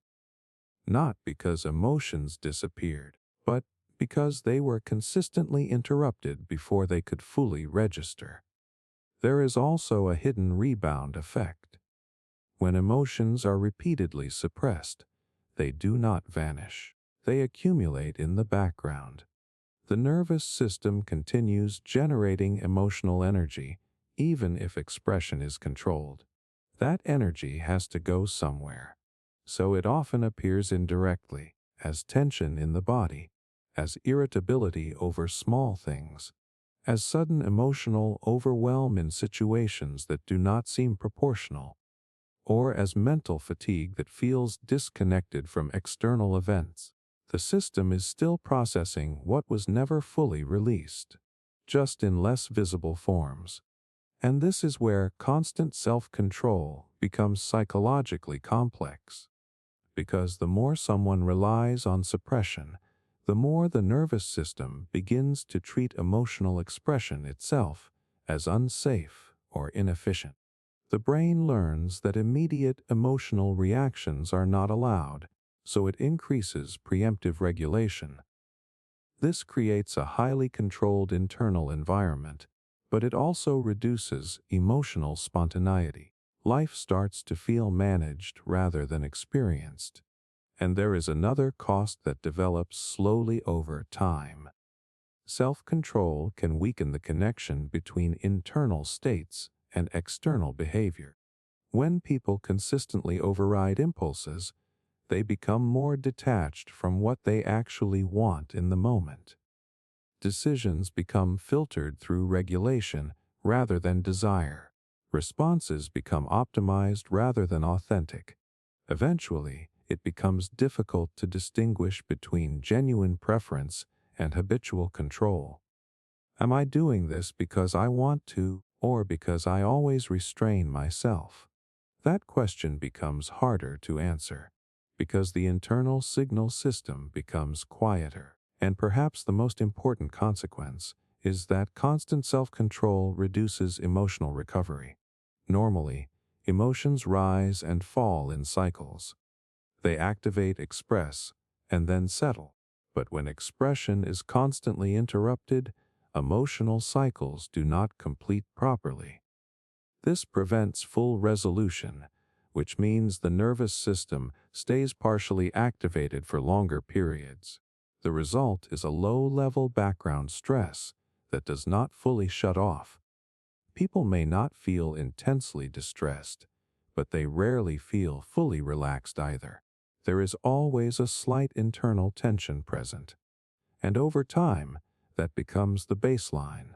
Another subtle effect is that high self-control often leads to delayed emotional responses. Something happens during the day, but the emotional impact only appears later when the mind finally has space to process it. This is why people sometimes feel overwhelmed at night, even if they handled everything calmly during the day. The nervous system postponed processing in order to maintain control, but it does not cancel the processing. It simply delays it. And there is a final layer that is often overlooked.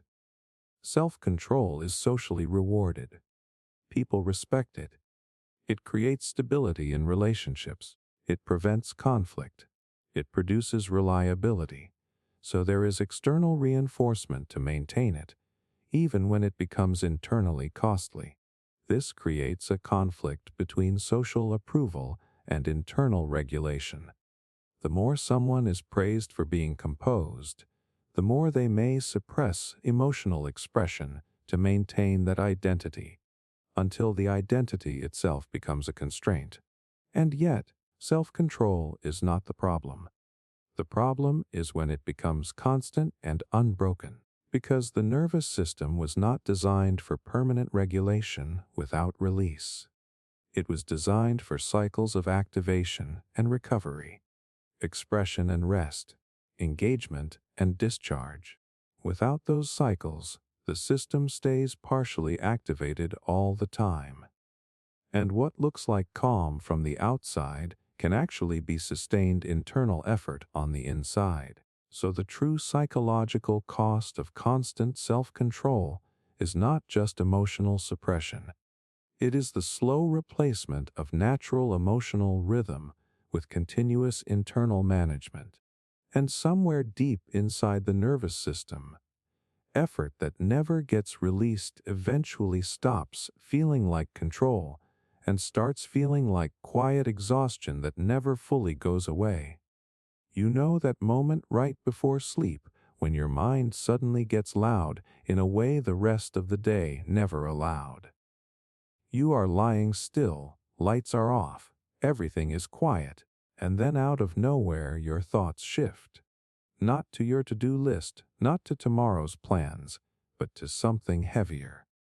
Questions about meaning, about life, about whether you are on the right path, about time passing faster than you expected, about choices that cannot be undone, about your own existence in a way that feels strangely abstract, but emotionally sharp at the same time.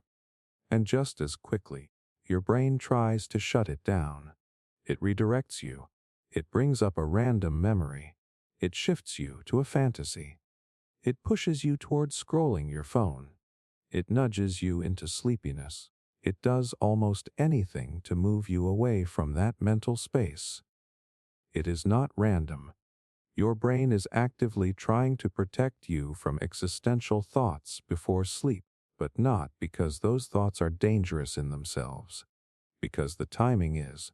During the day, your mind is surrounded by structure. External reality constantly pulls attention outward. Work, conversations, tasks, noise, and movement all anchor your awareness in immediate survival and action. There is no space for deep existential processing to fully expand. But at night, that structure disappears, and the brain shifts into a different mode. When external input drops, the default mode network becomes more active. This is the system responsible for internal thought, memory integration, self-reflection, and mental simulation. It is the same system that allows you to think about your past, imagine your future, and construct meaning from experience. So when everything goes quiet, your brain naturally starts doing what it is built to do. It begins integrating your life, and existential thoughts often emerge from that process because the mind is no longer focused on immediate tasks. It is zooming out. It starts connecting patterns across time. It begins evaluating direction, identity, and meaning. In small doses, this can be productive reflection. But right before sleep, it becomes disruptive, because sleep requires a very different neurological state. To fall asleep, the brain needs to reduce cognitive arousal. It needs to lower emotional intensity, reduce analytical processing, and shift into slower, less structured activity. But existential thoughts do the opposite. They increase cognitive depth, emotional abstraction, and internal simulation. They activate systems that are not compatible with sleep onset, so the brain treats them as a form of internal interference, not as dangerous ideas, but as signals that keep the system too mentally awake. And that is where the protective response begins. The brain starts trying to regulate attention away from existential material. It shifts focus to more concrete or emotionally neutral content. It brings up familiar memories because familiarity reduces cognitive load. It introduces simple imagery because simple thought patterns are easier to process. It encourages distraction because distraction lowers internal arousal. Even emotional fatigue itself becomes part of the mechanism. You suddenly feel more tired when thoughts get too abstract because the brain is attempting to pull you back into a sleep-compatible state. This is not avoidance in a psychological sense. It is state regulation. Your nervous system is trying to move you from high abstraction thinking into low processing rest. Existential thoughts are cognitively expensive. They require holding multiple layers of uncertainty at once: meaning, identity, mortality, time, possibility. The brain cannot resolve these questions quickly, and it does not need to resolve them in order to sleep. So instead of engaging with them, it tries to reduce exposure. There is also an evolutionary angle here. For most of human history, nighttime was not a safe time for deep abstract thinking. Darkness increased vulnerability. The nervous system had to remain partially alert.